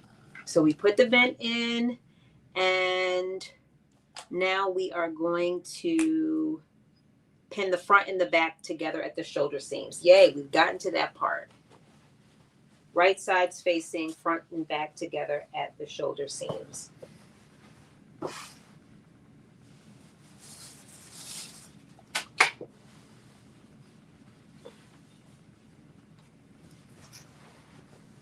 So I am doing that. And let me see, how is this going? Assuming that's it right there.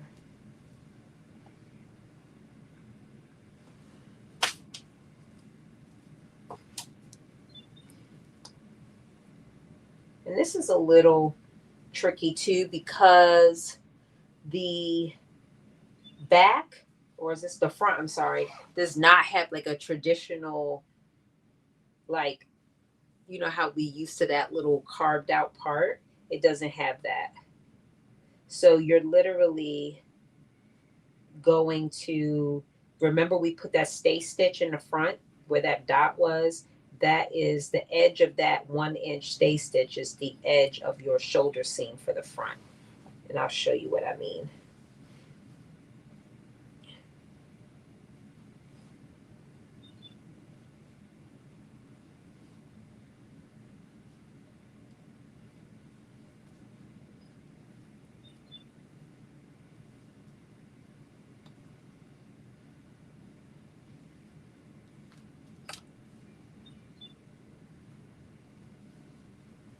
Yep, it matches up exactly as that.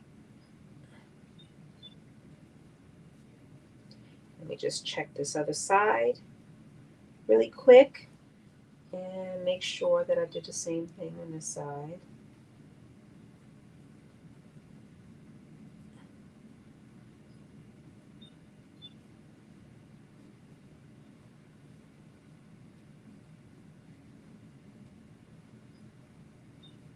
All right, I'll show you exactly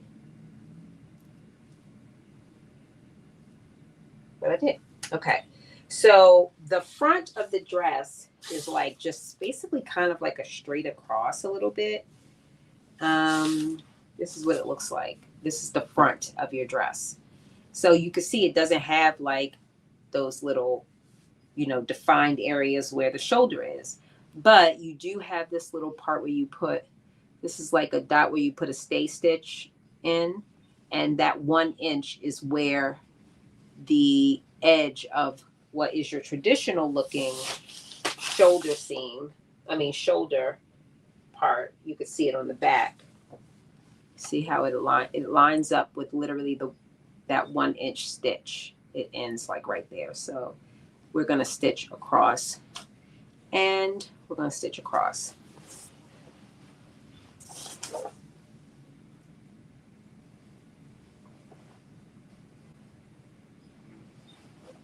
And again, I'm doing 3/8 because, oh, I said I was going to take off this dang foot. I haven't taken it off yet. I will take it off in a minute.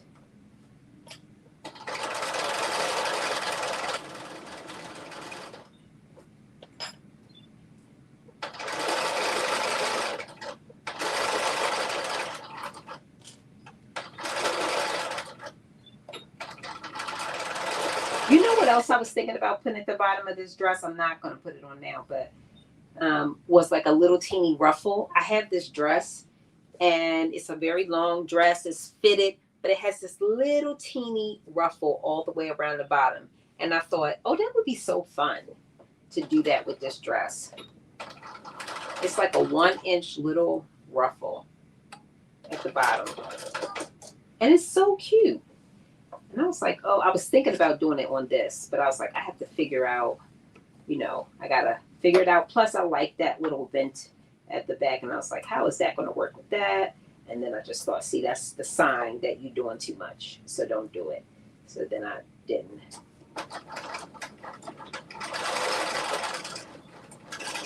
But I might have to make a skirt, a long skirt with that, because I just wore a dress with that recently, and I was like, oh, this is so cute.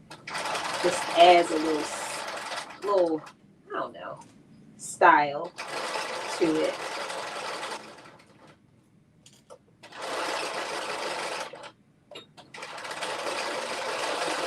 Okay. So we have put our shoulder seams, put the front and the back together.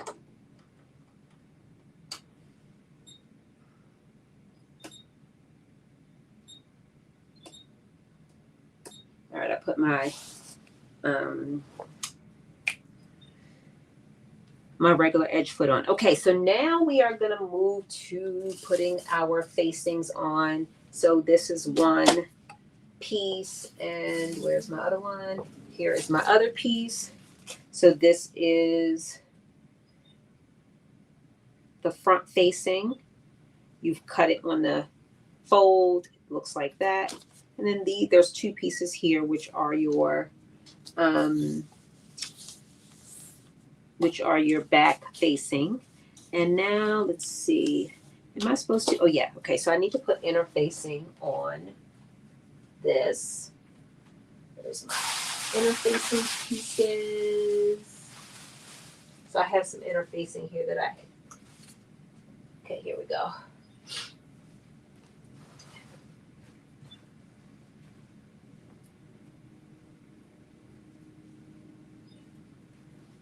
So this is woven interfacing, but it's, well, maybe I'll use this one for this. Let's see. I'll use it on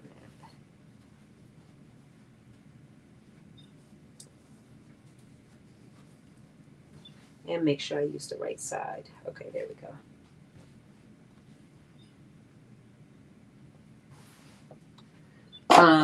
But it has the little sticky stuff on it, so I like it because I don't have to sew it on and I don't have to spray it, and that makes it so much easier.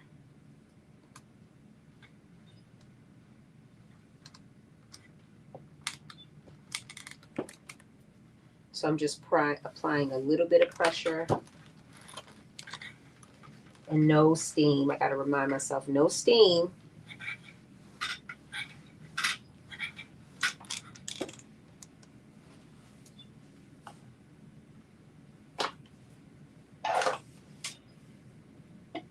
And I'm just cutting off this excess. I just realized I didn't use the pinking shears on this. Forgot, missed that.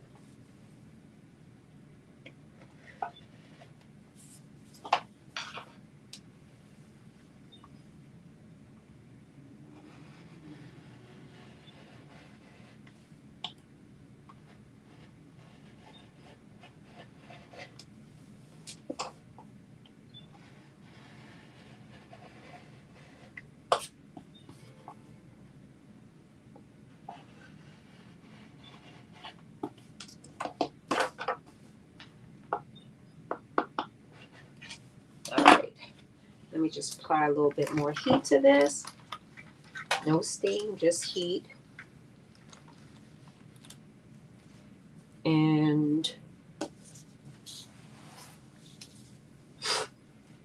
are my other pieces? Let me make sure I do the right side.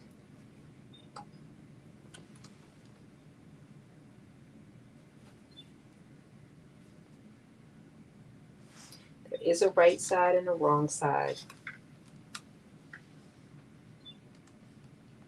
Ooh. See, make sure that I do just enough to not get it stuck onto the interfacing before I turn it over.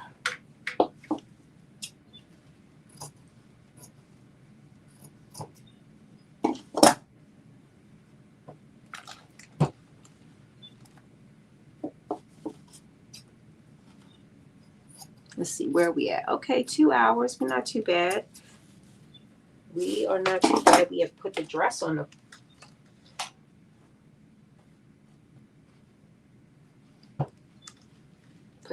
together at the shoulder seam, so we're doing good with that.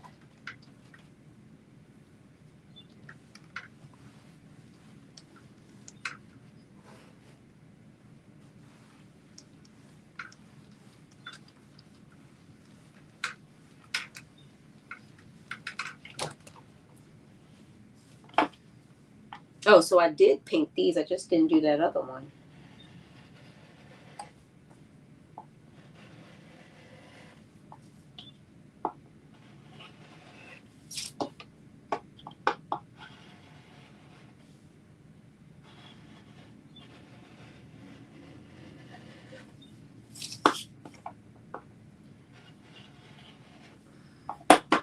It's not going to be looking as nice. It's got that little border on it.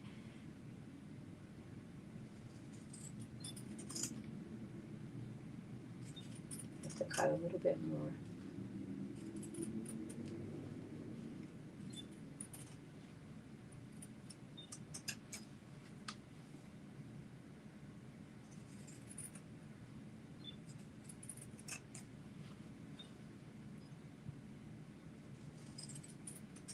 Did I paint my sleeve? I did. Okay. I was like, oh, maybe I didn't do my sleeve, but I did. I just missed that one.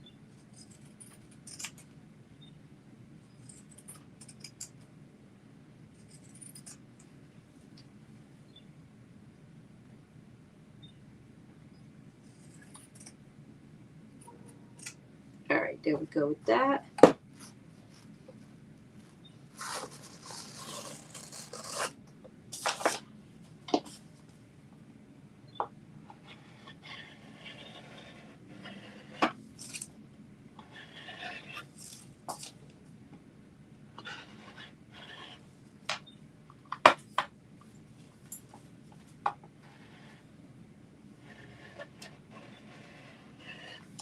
All right.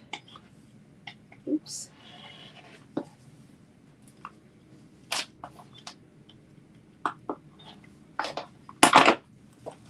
And now I'm just going to cut the excess interfacing off so it doesn't look bad.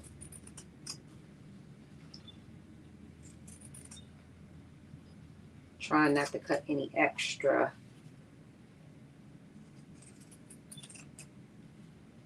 Just right at the edge.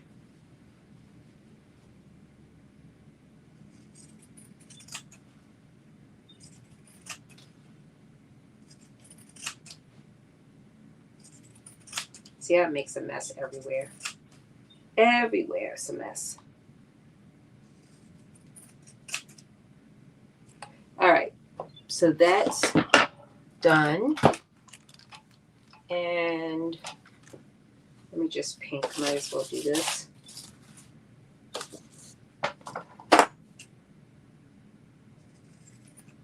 Very little cut off.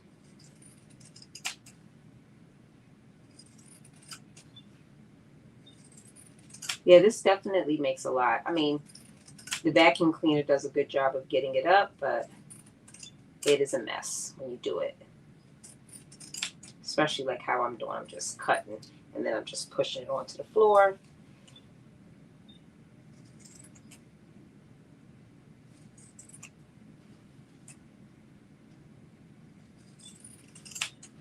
I try to do long little strips like that so that it's not a whole bunch of little triangles, but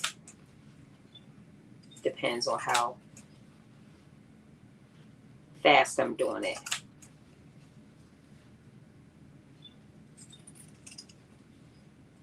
The vacuum cleaner likes triangles better. Okay, so we got that paint all done. Get all this on the floor. Okay, so now we have that. It's telling up. Oh, Jesus. I left that on there for a very long time. I got to do better with that because that was actually on the fabric. Okay, so now we are going to be taking our two back pieces and connecting them with our front piece. And we are doing that right side facing. So it's going to look like this. Hold on, let me.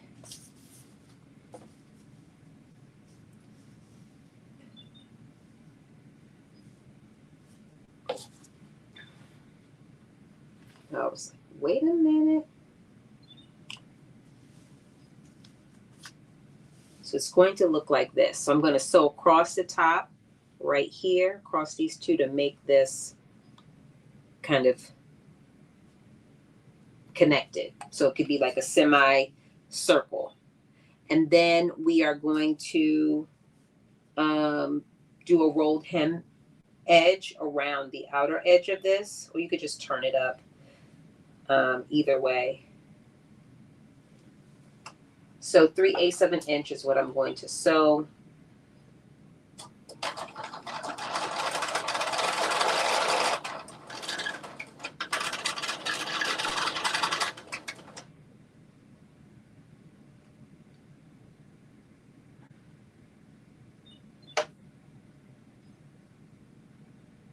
Okay, just want to make sure I get that right.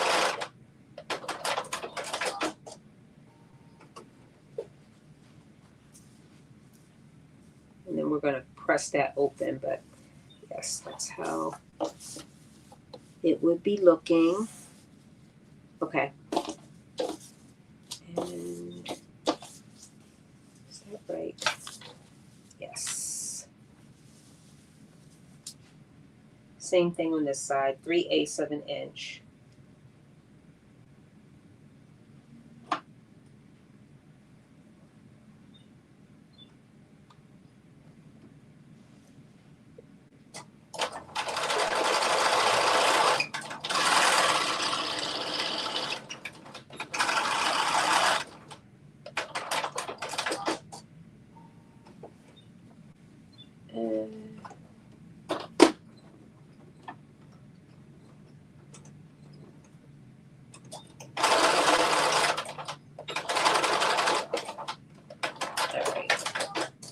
And now I'm going to press this open.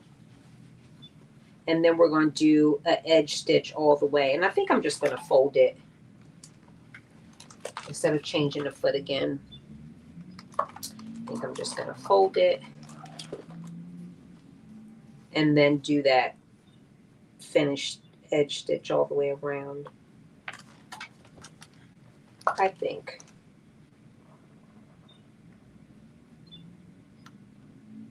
Yes, okay. Okay, so I have pressed these sides open like that. And then we're going to take this outer edge all the way around and we're going to fold it under and make it to a finished edge.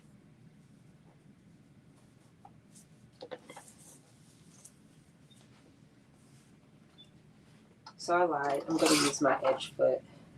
Because it's faster, it just gets a little tricky around the seam, but I'll figure it out.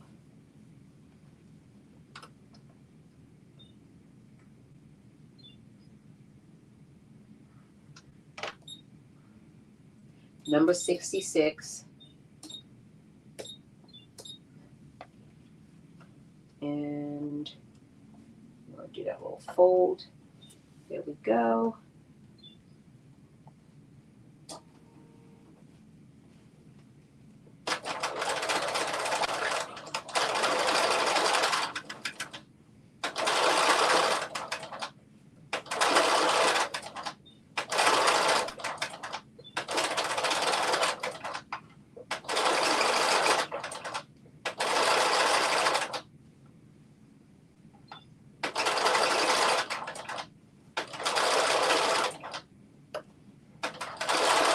All right, now this part is the little tricky part because it is where the seam is, but it is also where this thing turns. So it's going to be a little tricky.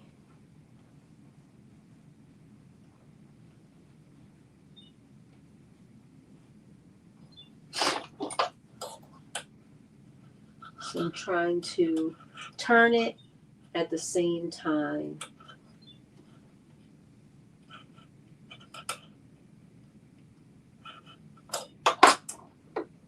It's a little tricky.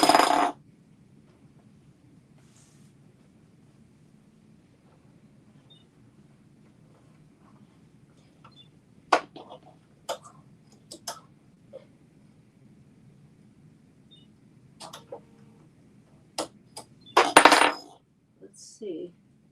I might have to do something with this little piece.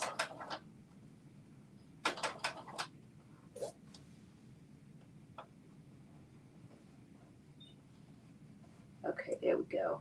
I think.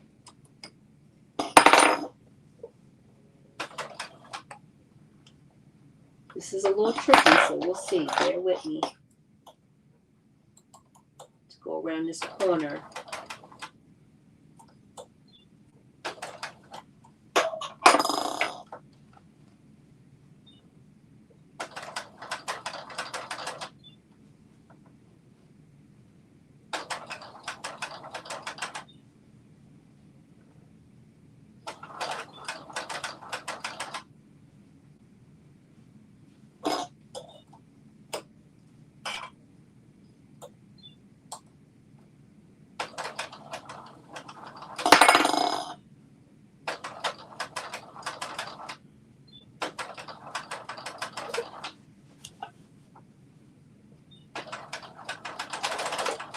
All right, I think I got it, except for one little part.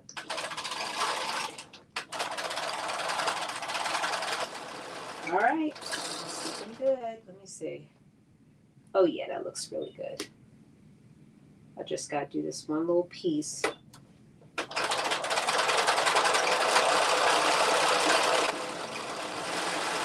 Maybe we could have the same success around this other curve.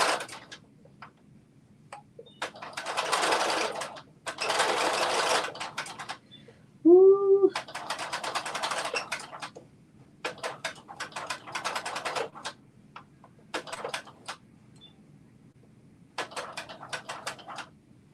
All right, now we are doing the same thing again, but just to the other curve.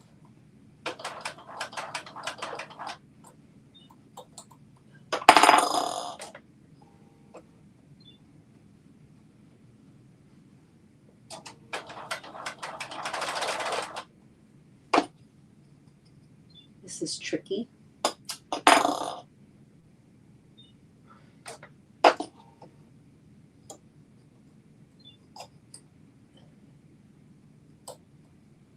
I'm trying to get this whole seam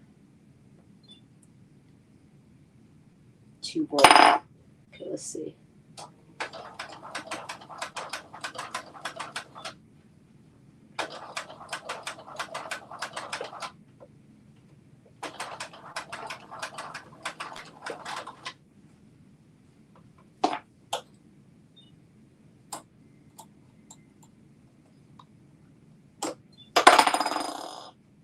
Almost there.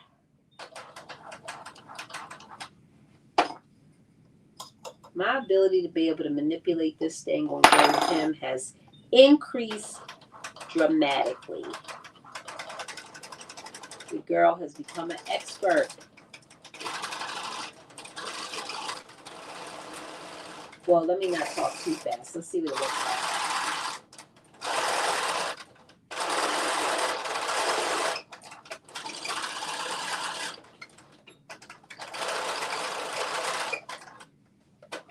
Let's see what it looks like. Okay, I like your setup with the iron. You're so much faster at the sewing process than I am.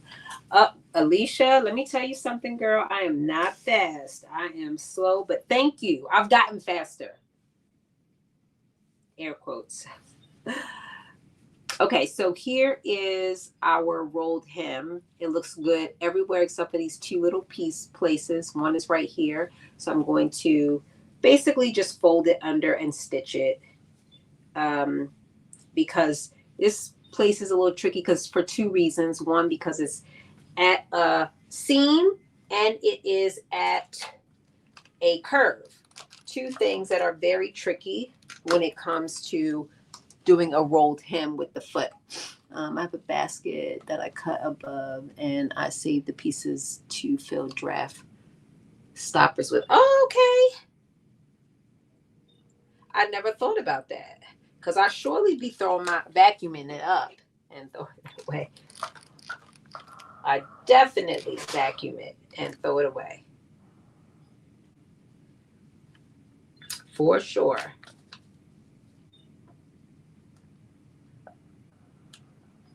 Okay. Let me just let the iron kind of process that a little bit. And then I'm going to do the same thing on this side, which is press it. And then I'm going to just take my my foot and just stitch over it. And I just got this table, like, I don't know, maybe it's been a month that I've had it now, because I was trying to do everything right here. So I literally went and bought another adjustable table. But this one is not, I can't iron on it because it's not real wood. Like this is real wood, but I made it, meaning that I got the wood cut and I sealed it and all the things with the right sealant and all of that. Whereas this one, I just bought it as is and put it together. And so I had to buy this thick wool piece, and then I bought a piece of silicone too. Both of them absorb heat, but the wool pieces is what really absorbs the heat. And it also takes care of so my fabric doesn't end up like wet, which is what would happen when I press on this wood, because the wood can't absorb the water because it's got a heat protectant and a sealant in it. So it can't absorb any water, it just sits on top. But then my garment gets super wet.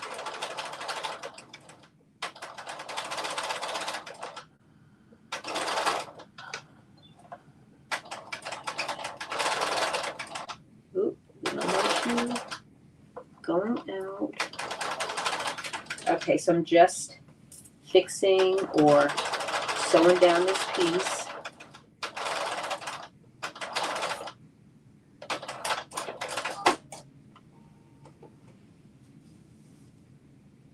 Okay, that doesn't look too bad. Now I'm gonna do the same thing on this side.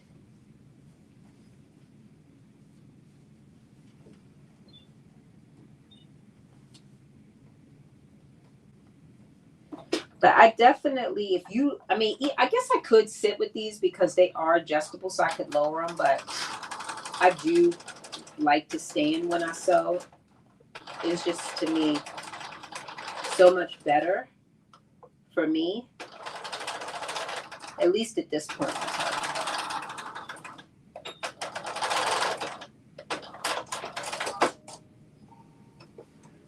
Okay, that looks so good. Look at that. So I fixed that edge and I fixed that edge. And this is what it looks like on the inside. Nice little even. I gotta finish this little bottom. Let me sew that.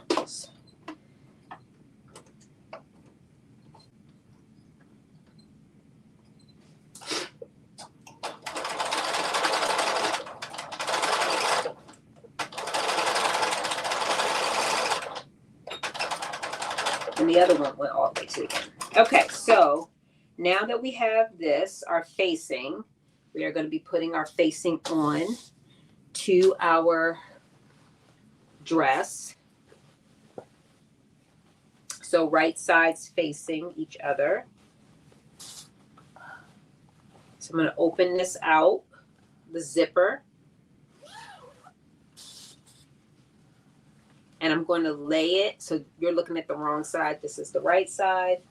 I'm going to lay it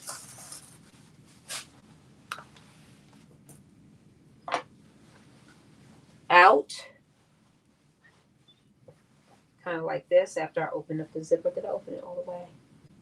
Yeah, I did. Okay. I just wanted to make it lay out. So I'm basically laying it out, opening it up.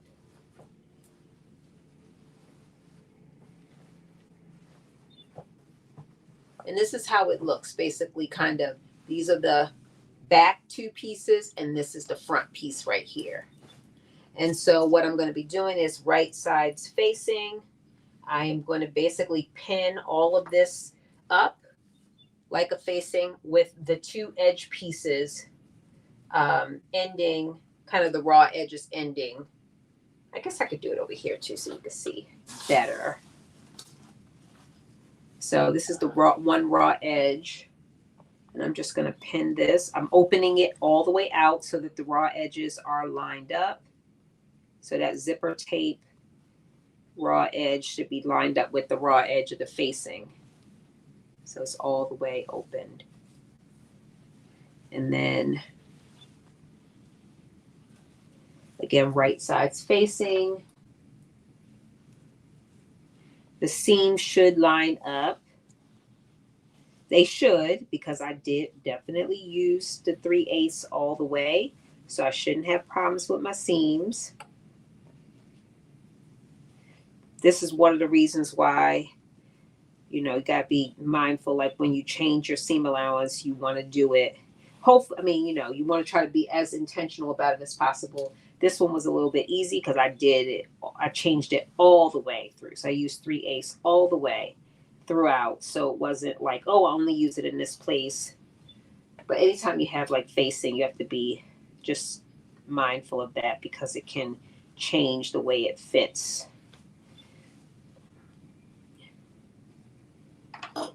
This seems to be lining up really well. I'm grateful.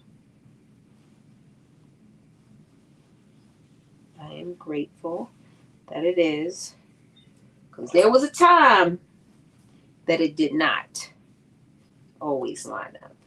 Again, opening out that zipper so that the raw edges of the zipper tape line up. So this is what it looks like. Trying to not stick myself. So you're looking at the right side of the garment. It's the right side of the garment, right side of the facing, and the right sides are facing each other. And now I'm going to stitch at 3/8 all the way around. And then I'm going to stitch. Am I stitching down? Yes, I'm going to also stitch down right here and close to the zipper teeth, but not over the zipper teeth. Yeah. So let's do that.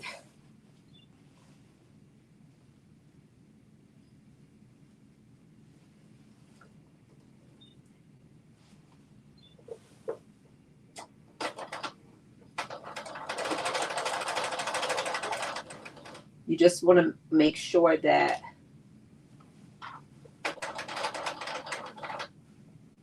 you don't get too close to those zipper teeth because your thing will not zip in if you do.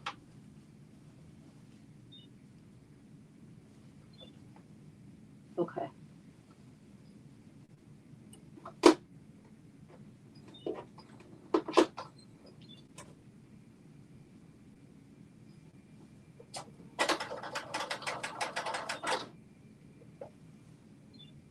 What happened?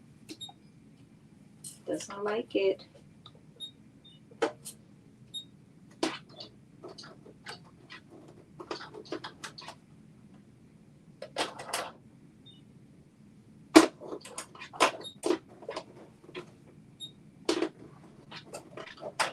Okay. Oops. Something got tangled in there.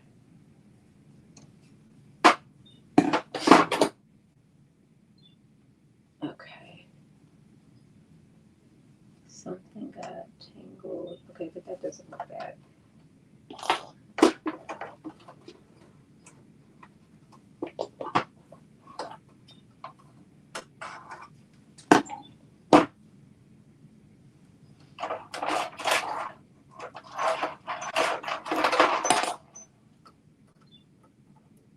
Here we go.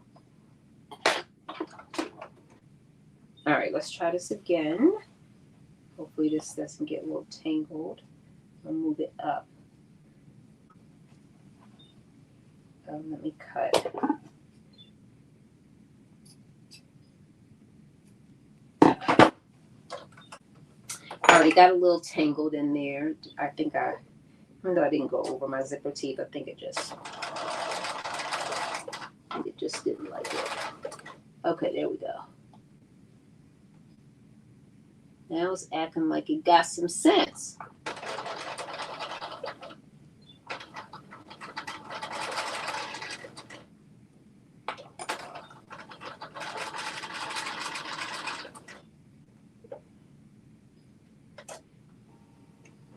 All right, and I think this one is moving a little bit slow because it's not a lot of seam allowance for the teeth to pull it under the fabric, under the feed. But now we're good.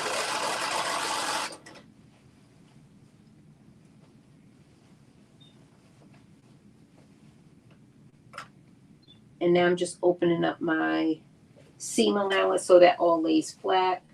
Because for whatever reason, I didn't press this open. So I'm just going to open it manually and lay it down.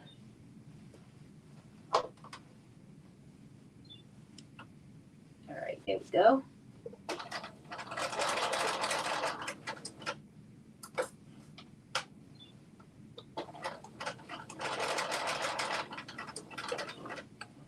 All right.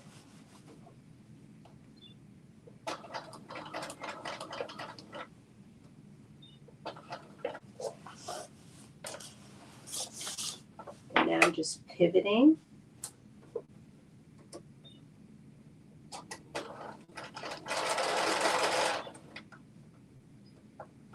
And this is a little tricky, not tricky, but just you have to take your time because of that straight neck.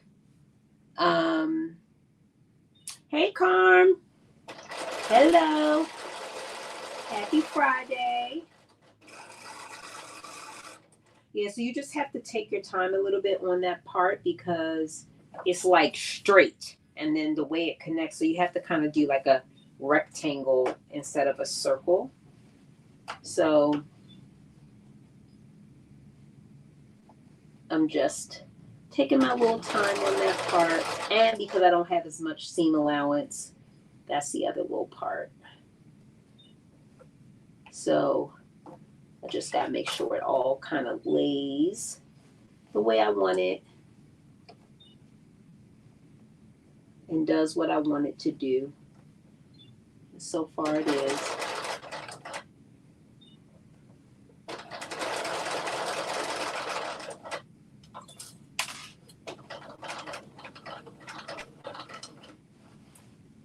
All right, last little parts. I'm just pivoting this. Love that. Okay.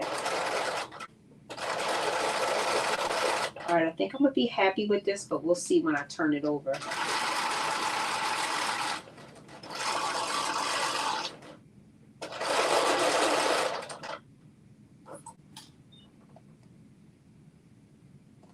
We'll see when I get it turned over.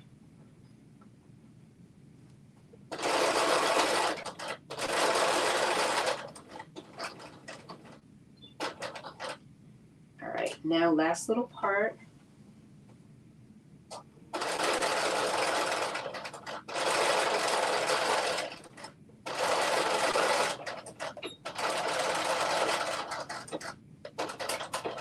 All right, now I'm just going to, so I've got it all stitched on there. I'm just going to look at it really quick before I clip these. So it's not perfectly lined up, as you can see. I mean, it's not too bad. I guess it is. It's not perfect, but it's close. Close enough. See, you can see how it's like not exactly perfect. But I'm not taking it out. This one, again, also not 100% perfect, but it's good enough. And now I am going to clip this little part right here with my pinking shears. Why not? We did it all that time. Ooh, that was close. Came real close to cutting that thread. But I didn't.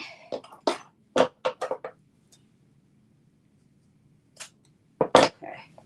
And let me see, what does it say? It says they want us to do an understitch. We're not happy about that.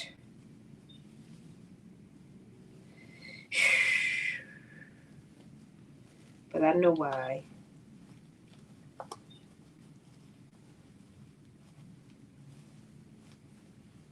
But I know why. To make it lay super flat, especially this fabric, because it's not wanting to lay. Oops, I put a hole in my dang on. That was not good. You see that? I put a dang on hole in there. Ah!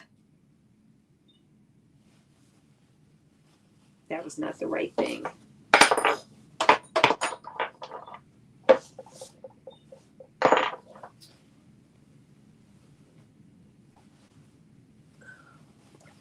I don't know where my little piece is that I can push through there, but that sucks.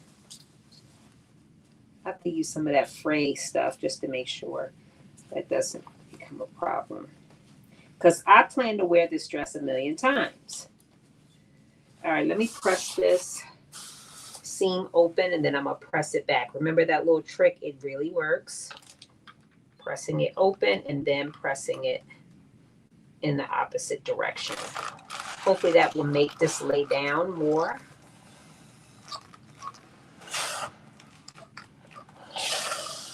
Look at that. Okay. It actually is pressing well. I guess it's tired of me talking about it. So I'm going to do the same thing here. Press that open. Welcome back, Dee. I know you probably posted that like a minute ago, but I just saw it. Okay. So I think that we are literally, we just got to sew up the sides. Because I will do the understitching. I am going to understitch it, but I'm not going to do it now. Because I think I could get this to lay flat enough for you to see what it's going to look like without me having to do the understitching. But just know that it will look better with it. And because I know I'm going to wear this dress a million times, I might as well do the work. Okay, so now I've pressed it, and now I press the seam open, and now I'm going to press it down.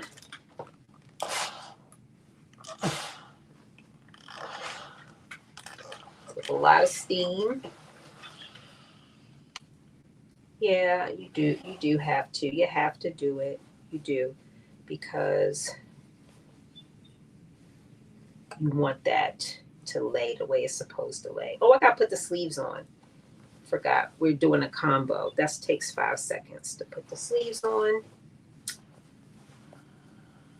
Forgot we're putting the sleeves on. So the sleeves are on view A. We did view B with the exception of that we added the sleeves, basically.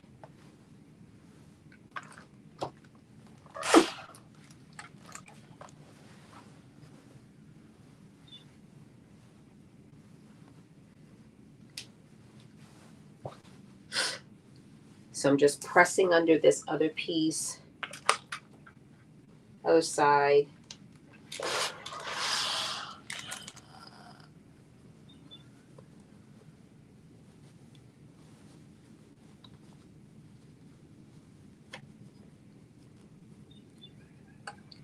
I gotta find out where I put that hole at so I could put some of that fray away stuff on it. Or maybe I'll just do a little patch on the inside. Put a little piece of interfacing on it just to make sure it doesn't start acting crazy.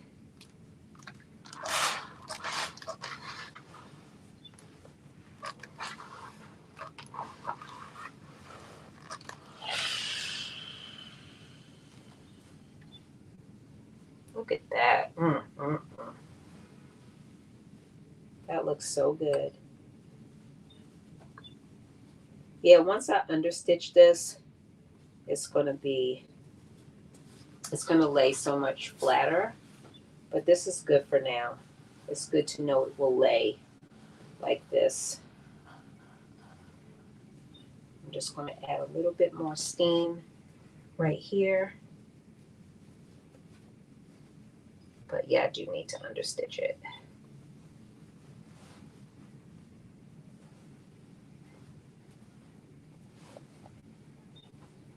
This part can be really tricky. I can see that right now in terms of how it's going to lay. I'll show you in a minute what I mean. You don't press it right.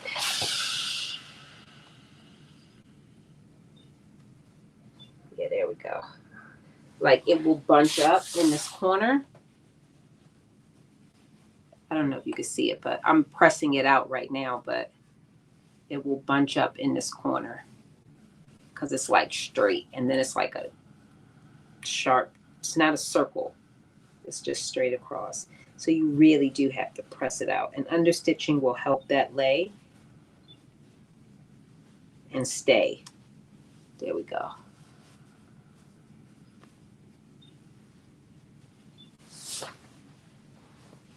I'm just pressing it. Hopefully all this pressing I'm doing will help me in the long run when I go and understitch it. All right, let me just do this side. This side is already a little bit flatter than the other side, but it's bunching. I mean, it's a lot of fabric in that little corner.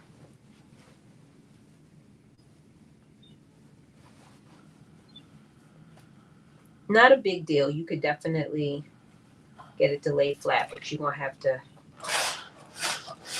press it along the way, all those things that will help it lay.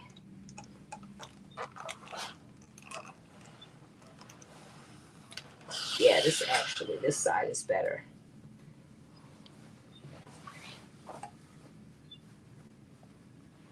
Let me just do this. Then I think we can move to the sleeves. Ooh, Lord help me. Okay, that actually looks so much better now that I'm ironing it this way.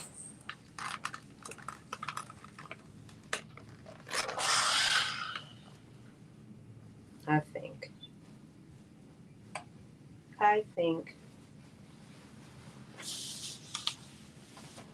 All right, we're going to put these sleeves in, and then we're going to try on the dress.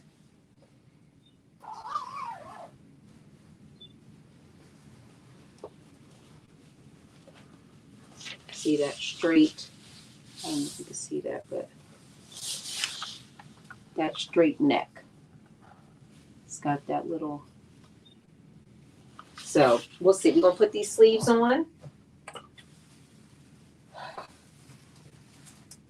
So I'm going to right sides facing, sew up these little edges. And then we're going to turn the dress wrong side facing out and put these sleeves in. What time is it?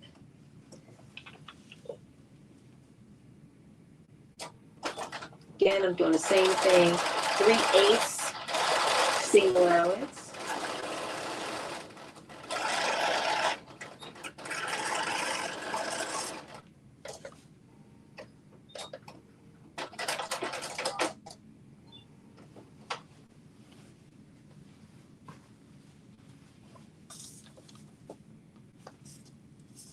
Okay, there we go.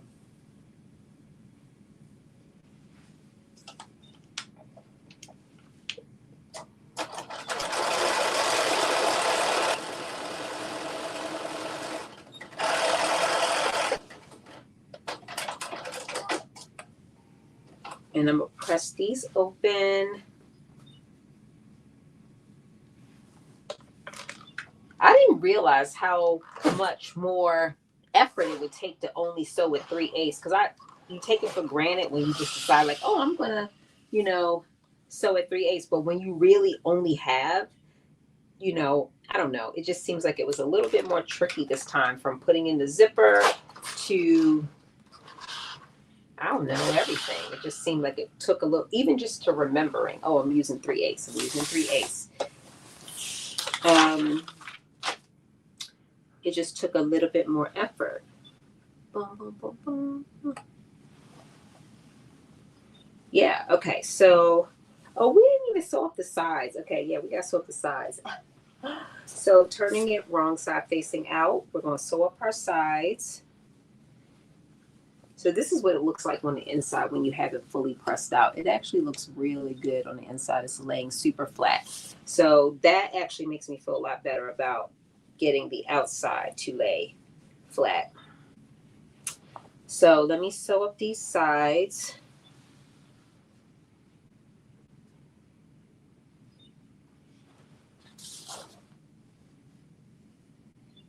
And I'm just going to use some clips because that'll be easier. Put in a couple of clips. There are notches.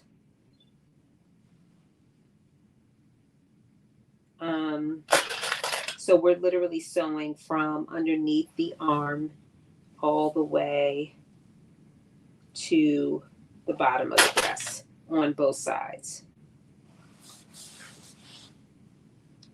And then, like I said, if this is too much of an A, I am going to take some off so that I could get the fit that I want, especially with that vented bottom.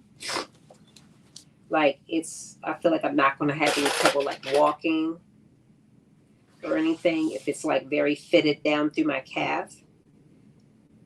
That's the look that I'm going for, as opposed to that more open. And it's a very subtle, so that's why I said it may not be that much of a difference.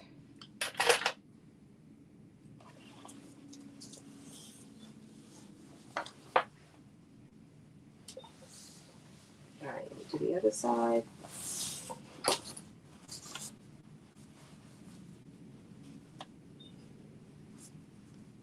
Loving, loving, loving this fabric.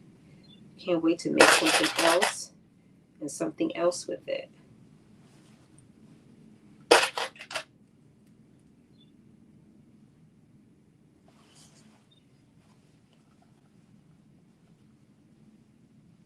Look, I was getting ahead of myself. I was like, oh, we're done. And I'm great. Like, this whole sides of the dress isn't even sewn up. I was way ahead. But we down to the wire. Let me see. Oh, yeah, 2 hours 30. We are making good time with the steps we have left.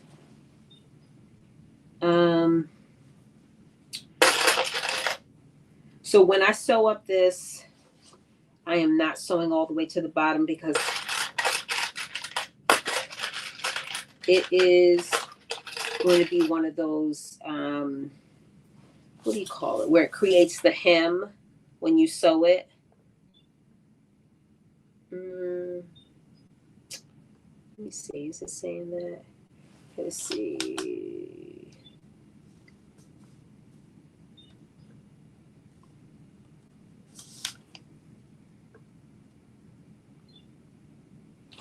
Why does it not tell you that?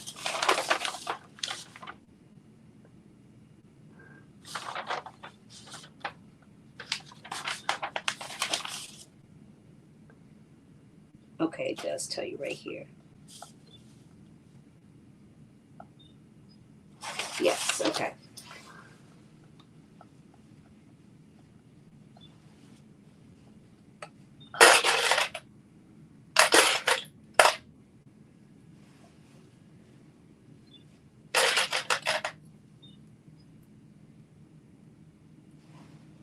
All right. I guess I made this one a little bit longer for whatever reason. Okay. guess I did not match that up very well. Remember I told you I added 2 inches, but I think on the back I must have added like 4 without realizing it. Okay. So what I'm going to do is I'm going to fix that because this does need to line up.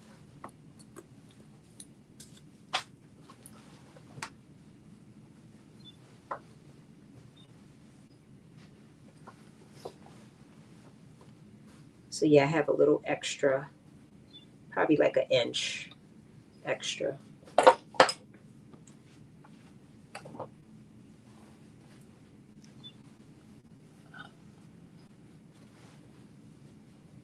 Yeah, that's it. I don't know, maybe I didn't line it up well, but I'm gonna take this little inch off.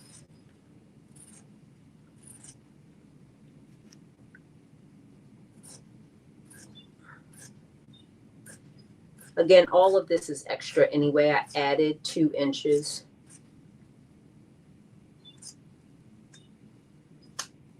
So that was how much the back was longer than the front.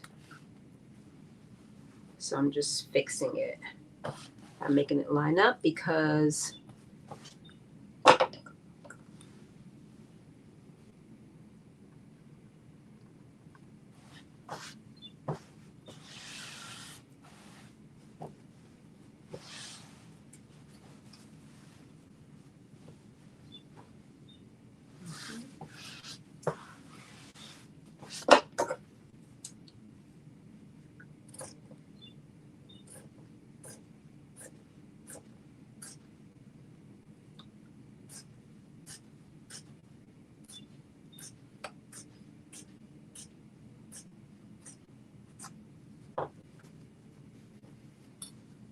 is that lined up on that side?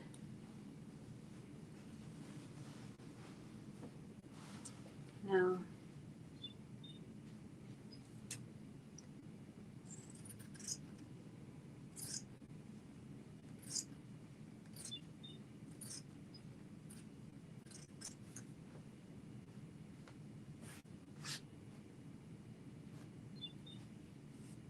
There we go. I think that's, oh no, this side.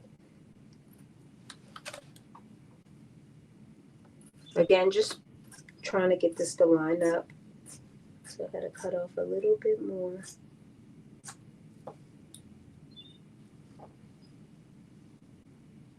I don't know why this is not.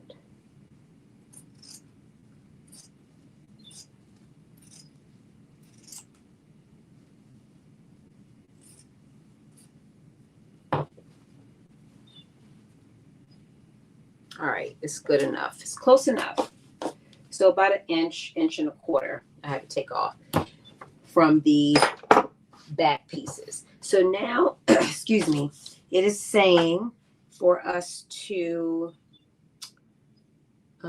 take the vented pieces and to basically fold them. Turn the left back vent extension to the outside, forming a facing, stitch across. So this is when the dress is on the right side. So basically it wants us to, let me show you what it wants me to do. Because we're going to create a little facing.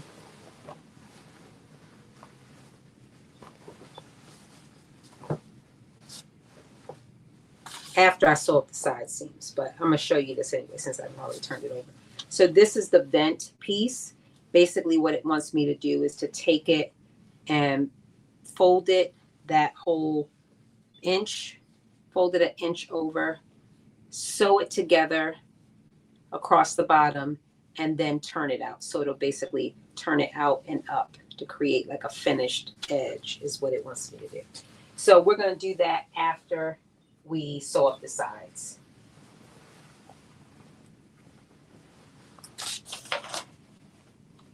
After we sew up the sides, and then we'll put the sleeves in. I really could do that part at the end. Actually, you know what? I will do that. I'll do that later.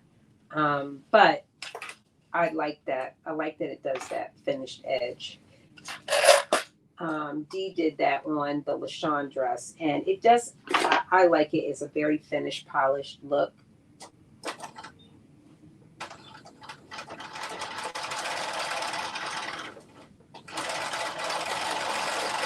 And it's a very common thing on a lot of like dresses and skirts for that matter.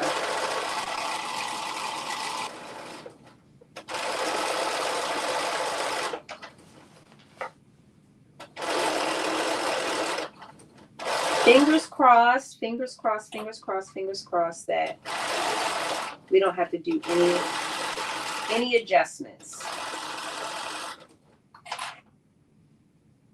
That the dress will have a tight enough fit that I will have the look that I'm going for.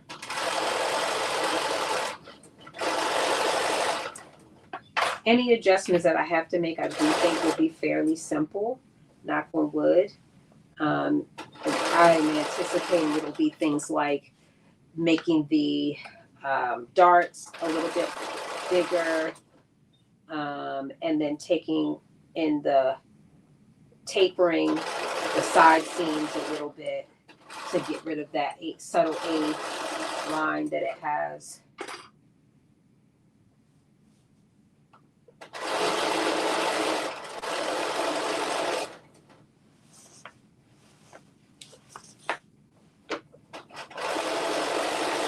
So I'm not, even if I do have to make some adjustments, they will be, I think, fairly straightforward.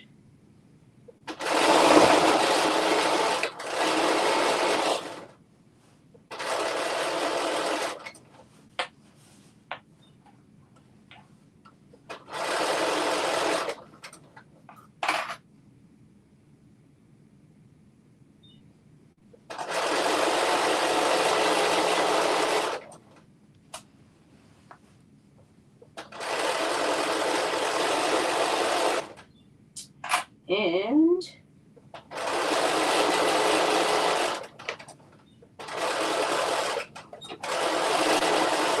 we have finished one side. Is anyone making an Easter outfit? Hi, Yvette. Happy Friday. Welcome. Thank you for joining. I am not making anything for Easter, although this dress is, I think, a perfect Easter dress if you are looking to make something for yourself. Use the right fabric. I think it's a nice Easter dress. And if you use a knit, you can cut out some of the steps, I think, like the zipper. If you don't do, sleeves, because it's, I don't know, on the East Coast it's going to be fairly warm. No, I think actually it's going to be a little cooler on Easter. Still 70 degrees, but not as hot as it was today or that we are anticipating it'll be. I think it's supposed to get up to 90 tomorrow on Saturday.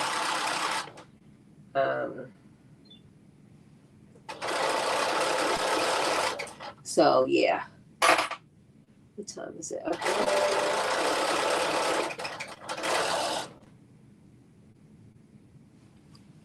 Okay, I'm just making sure I have these raw edges. So this dress also does not have any pockets. I'm just realizing.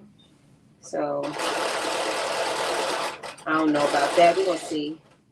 I might have to do something about that.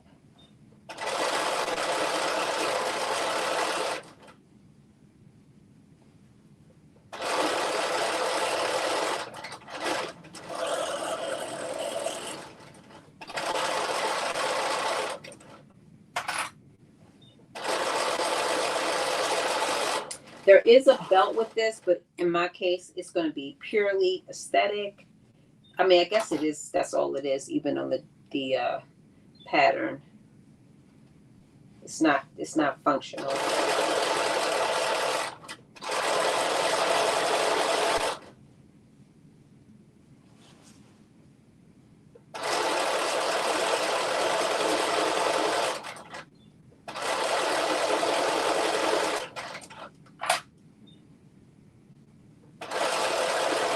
and down to the wire. Last little bit.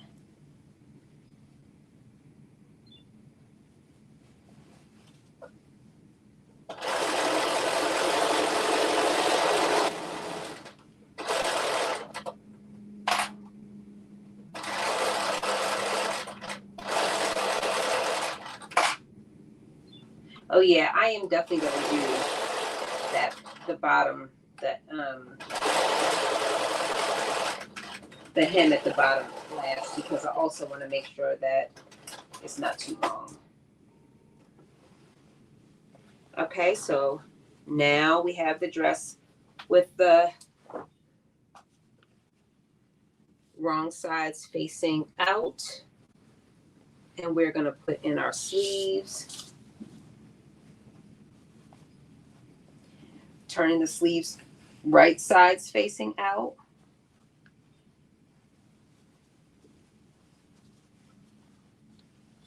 And let me just see, because of course I cut my little notches off, so I'm just going to create like a little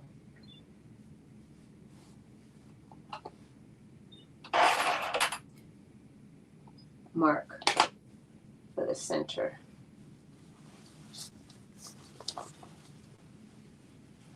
Soon, are you still going to do the DIY pieces? Yes, that's next. So the DIY pieces, the two is, I actually thought it was this week. So funny. I thought it was today. But yes, I'm doing it. So next week is going to be the top. That's the top right there, made out of rectangles. And that one's made out of linen. I'm going to be using a different fabric. I have two different fabrics. Either I'm going to use a knit or this crepe fabric. I haven't decided yet. And then we're going to be making a dress the following week. No pattern dresses. No pattern dress. No pattern shirt top. I saw it and I thought, oh, this will be really cool to do. So yeah, I thought, look, I was like, oh, I'm going to have it easy. We're going to get in here and get out. And then I looked and said, oh, we're doing a dress. So yes, we are doing that. April 10th, April 24th, because I'm actually not going to be on April 17th. Because unfortunately I am traveling that day, so I won't make it back in time to do it. By the time I get back, it'll be like 10 o'clock at night. So I won't be on the 17th, but we will do it on the 24th, the dress. And that will take us through May. I guess I need to put out my, that will take us through April. I need to put out my May stuff. What are we doing for May?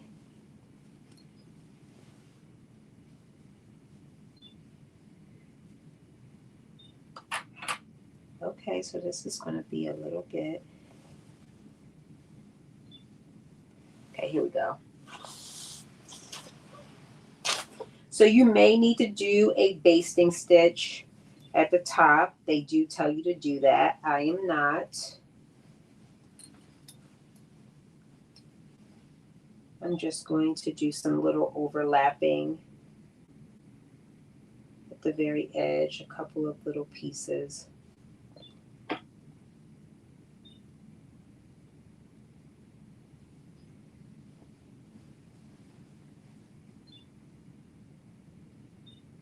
Using a pin. Create some little teeny gathers at the very top.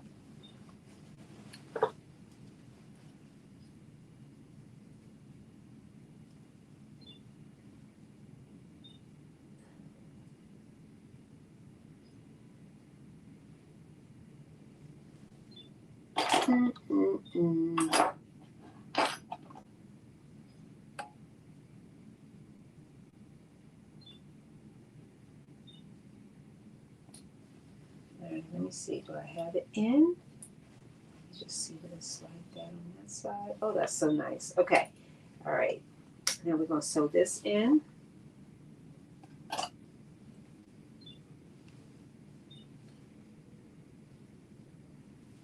Where's my seam at?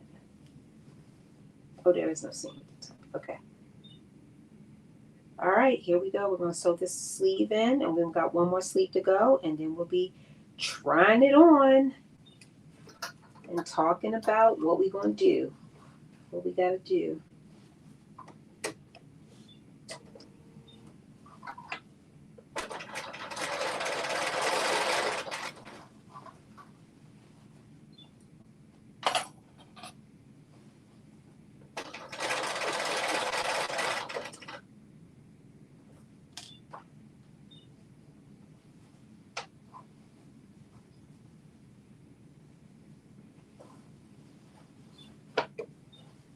Just lining up my raw edges.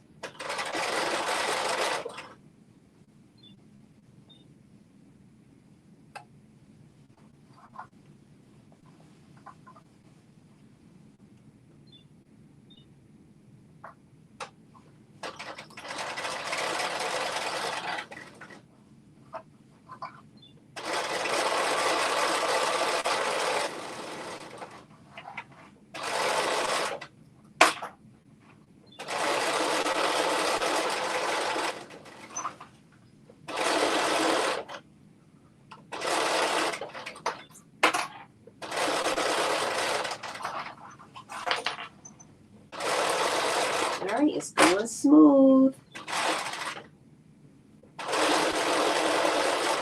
So far, so good.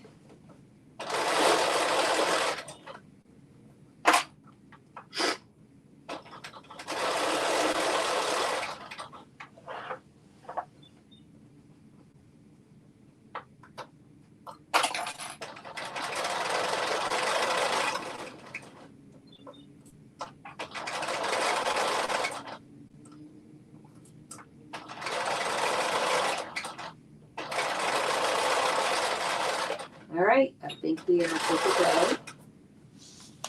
We got one sleeve in. We got one more sleeve to go.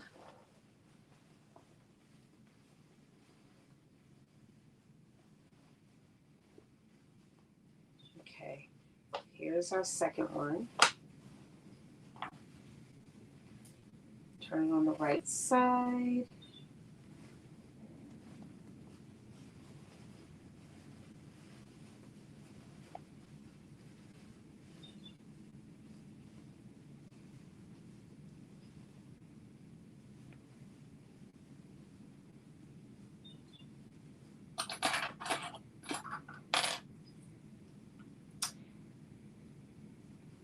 We almost to the wire. Oh, you know what? I didn't make that mark. Hold on.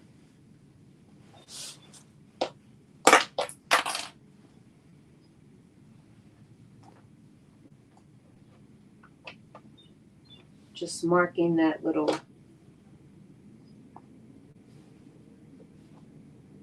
top piece so I can make sure that I have it lined up.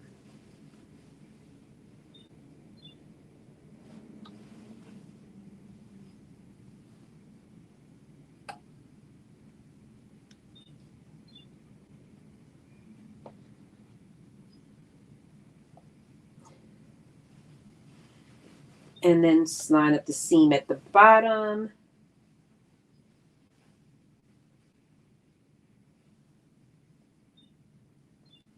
And like I said, the instructions do tell you to do a basting stitch at the top to help you ease it in. I just did a couple of little gathers at the top instead of doing a basting stitch.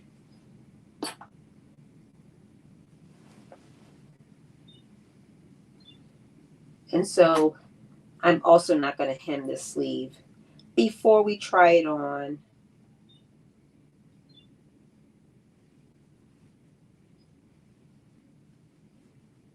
So I'll do that afterwards.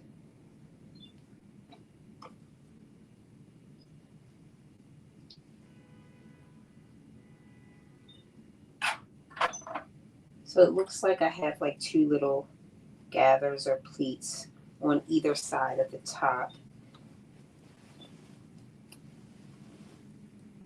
of the sleeve to get it to fit perfectly.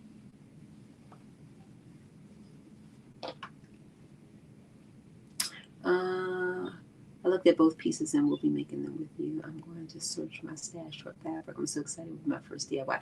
Oh, awesome. That is so awesome. Oh, yeah. Okay, let me see. I made my first knit dress and V-neck facing Nomi 2050 View 8. First of all, congratulations, Yvette, for making that. That's awesome.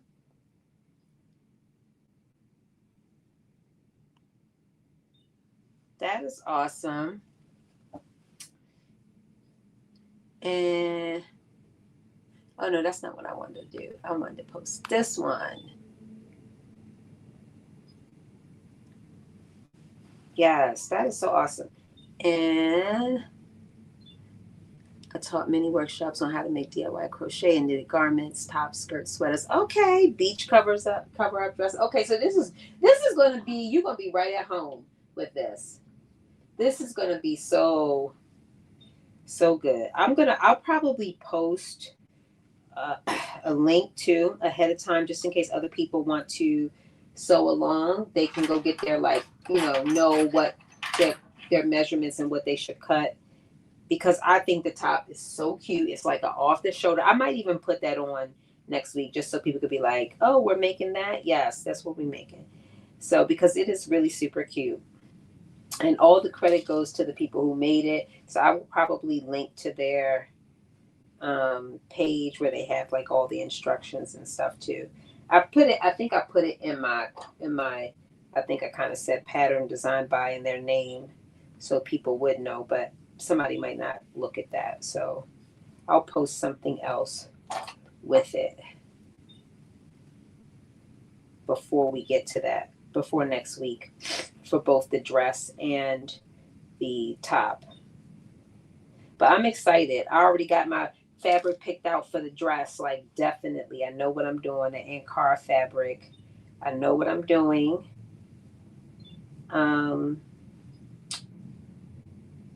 But for the top, I have this black fabric that I want to use. But then I also have this knit that I've been thinking about, which would be probably so comfortable.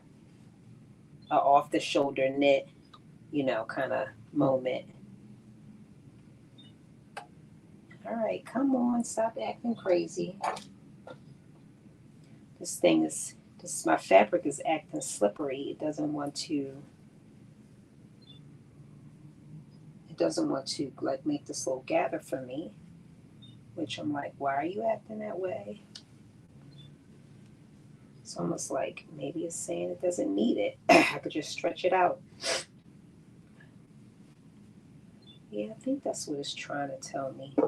I don't need a gather right there. But I'm going to force it, I think. Okay, there we go. I got it. Just a little bit of patience. All right, let's get this thing on the road.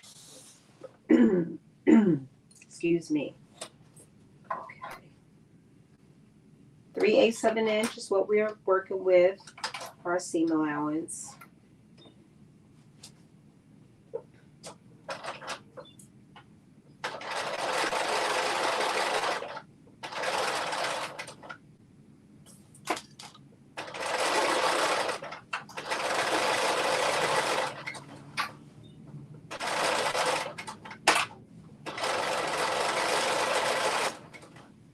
Okay. Oh, we hit the 3-hour mark. We're just about to be done.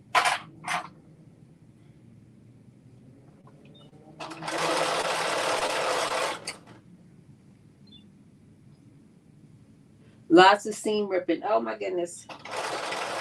That thing we love to hate.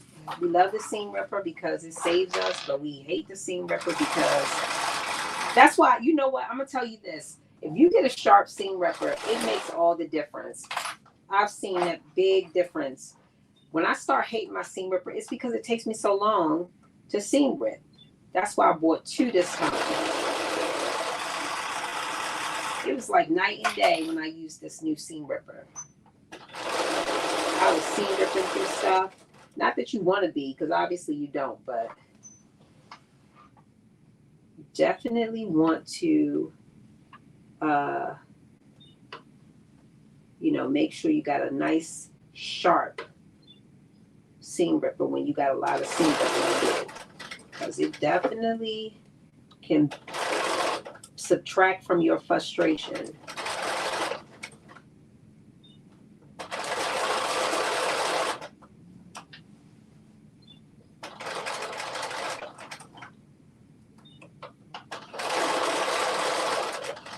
All right, I think we have what we need to do a try on.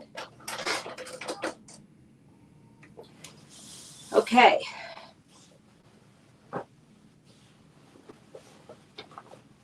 Let's see what we're working with. Okay, not bad, not bad, not bad. Not bad. Okay, let me go try this on and I'll be back. I'm feeling really good about it. I'm feeling really good about it. So let's see.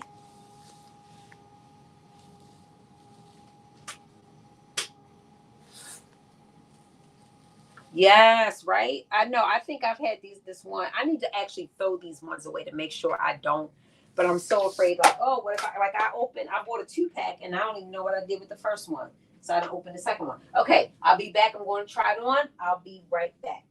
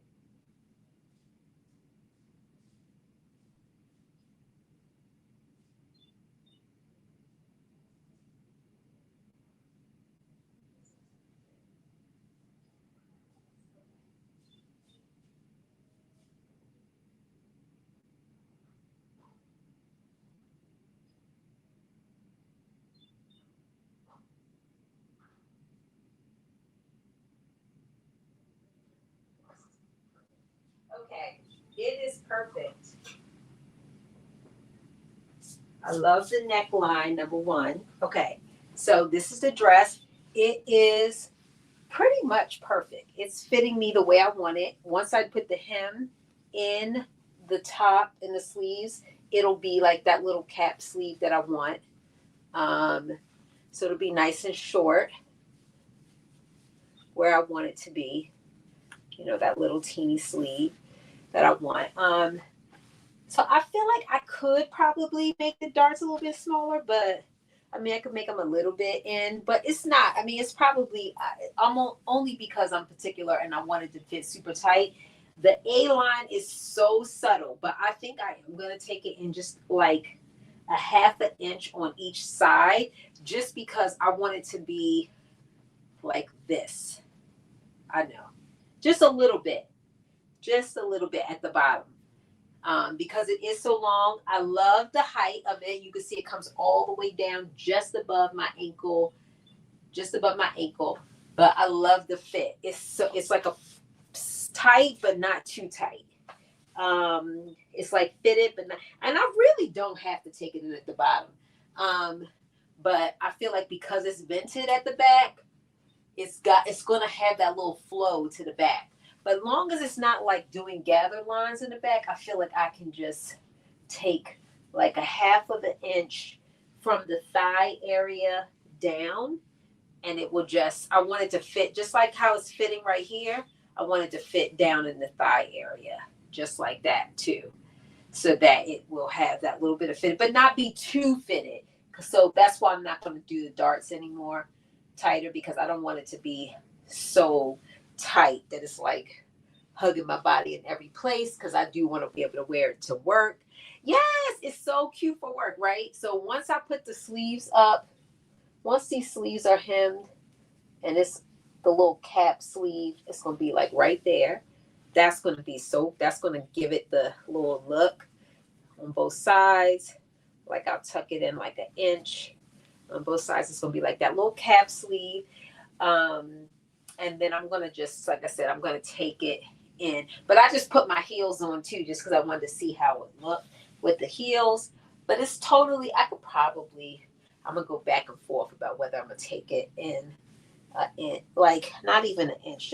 No, I'm probably not. I feel like it's got a little bit of looseness right here, but it's not bad. It's like, it just makes the fit. The dresses work appropriate. It's not a knit. It's a suiting. It's not stretch. So that's why it's not like super tight, but it's tight enough. It's form fitting enough. The back is really good. The neckline, get into that neckline. Straight and then curved in the back. This the back. So yeah, it's got a pinstripe. I don't know if you can see it up close, but it's a pinstripe. Isn't this cute? This is so cute. I gotta fix my little darts right here because they making like little things. I gotta fix that. I think I went back stitched on it, and you know how it does that sometimes.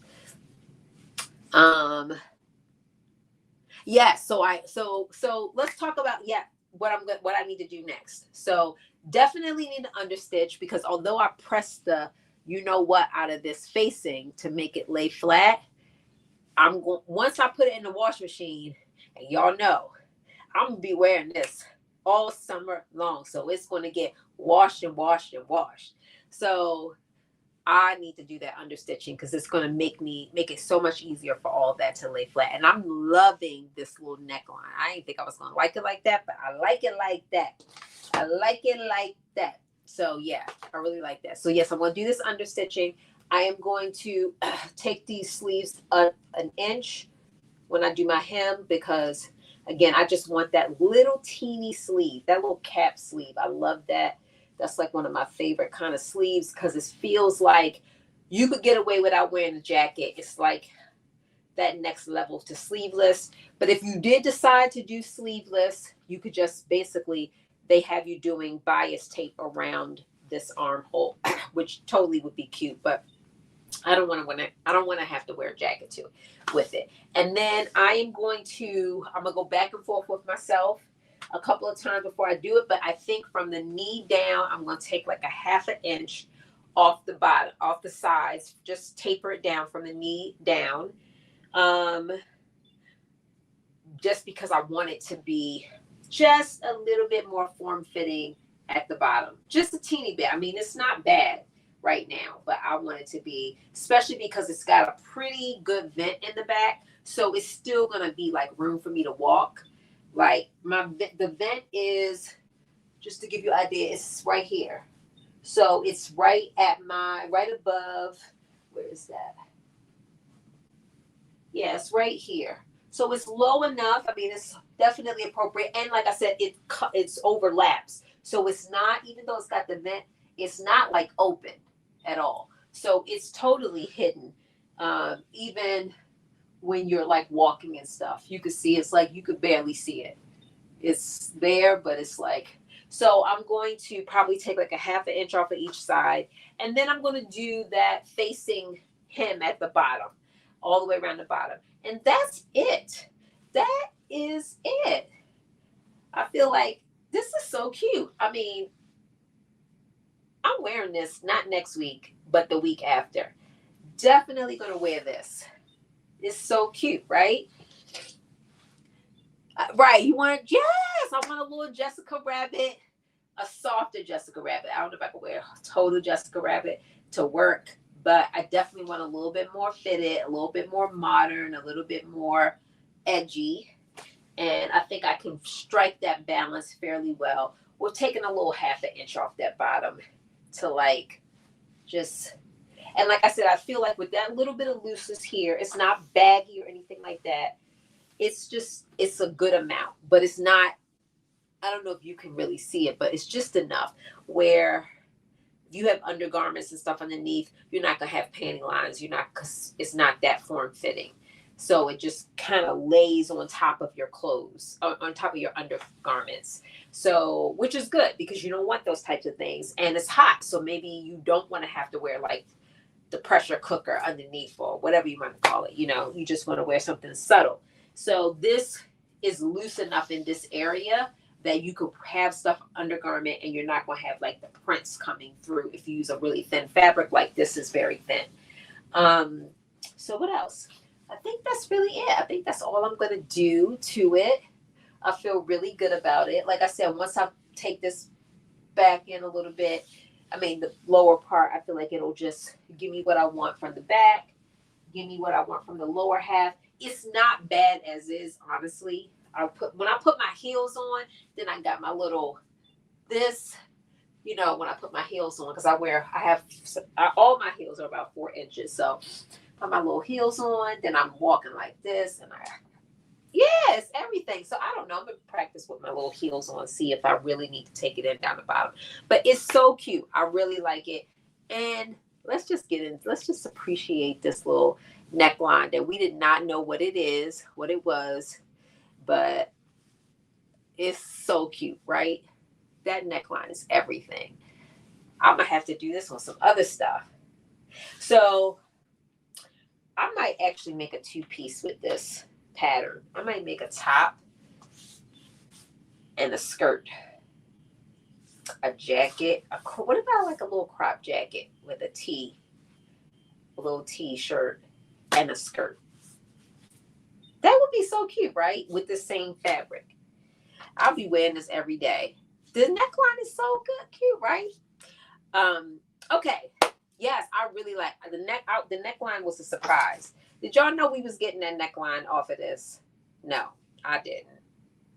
It just looks different. I don't know. But I really like it. It's like a little half moon, like a little smile, straight and then a curve around. I wasn't aware. So, but yes, I'm loving it. Let me see. Yes, it makes it look like a little power suit, right? That's exactly right. Exactly. That's exactly what I was going for. Yes. Thank you, Yvette. Thank you. Yeah, I do think I'm going to have enough ease because the vent, like I said, it goes up pretty. I mean, it's not super high, but it's high enough. What I might do is just put a basting stitch to your point that I could just make sure I have the movement that I need in it. But I feel like I will. I'm trying to see.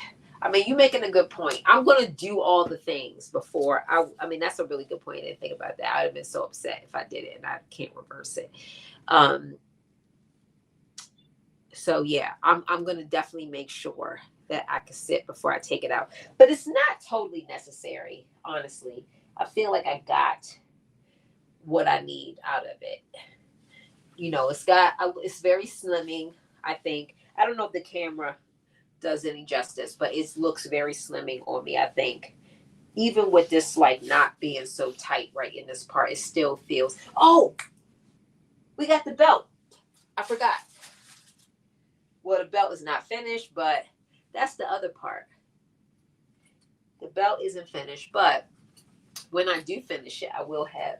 I don't know. I gotta see how it looks because the belt might make it look homely. I don't know. We'll see. I'm gonna finish it, but if I do the belt, I definitely gotta make sure that this. I don't know if I can have the bagginess in here because see, I don't like that. If I do the belt, so I'm gonna play around with it a little bit. But if I do a belt, let me see. But I do a high waist belt. No. How is it on the lady? It's a waist belt. So it makes it look almost like a skirt and a top. I don't know. We're going to see. I'm going to finish this belt because I didn't already did it all. But I don't know if I'll wear it. I feel like you just don't even need it. But yeah. Okay. Let me see. Make sure I didn't miss anything. Thank you, Gaynell.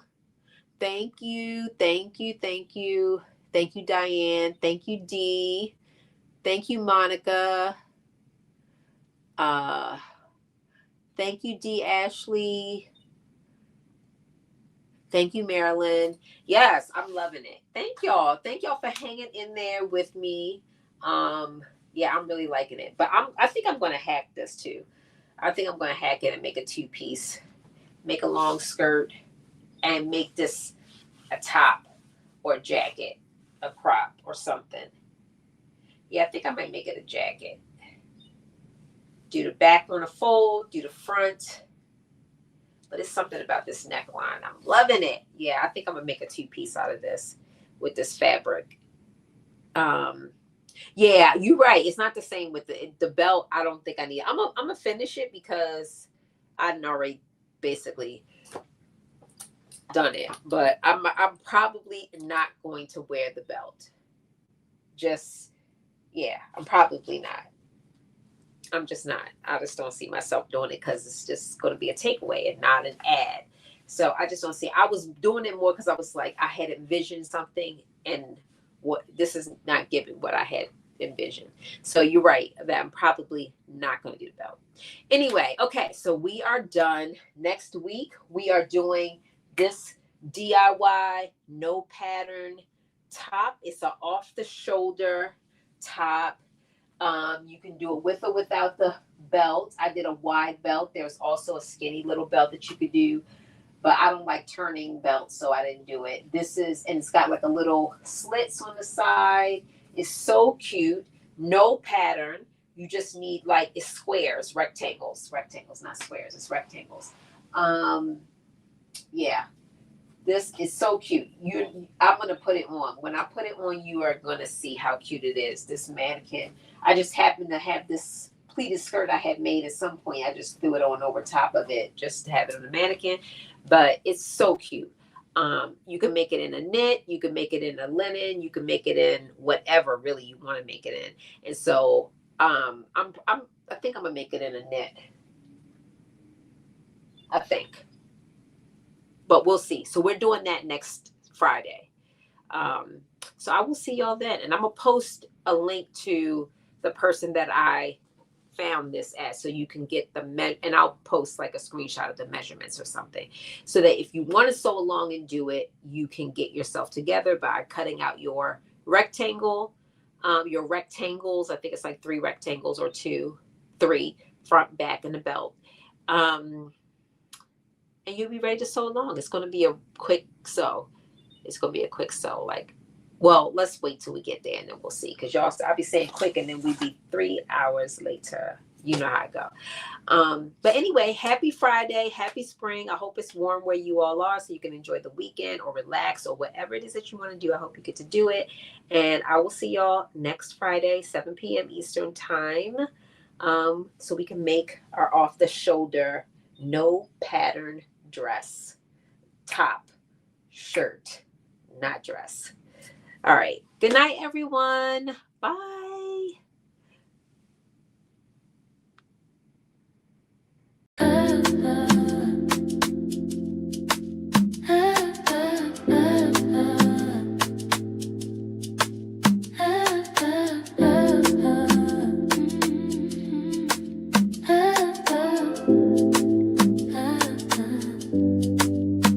Let's get social. Come and sew with me.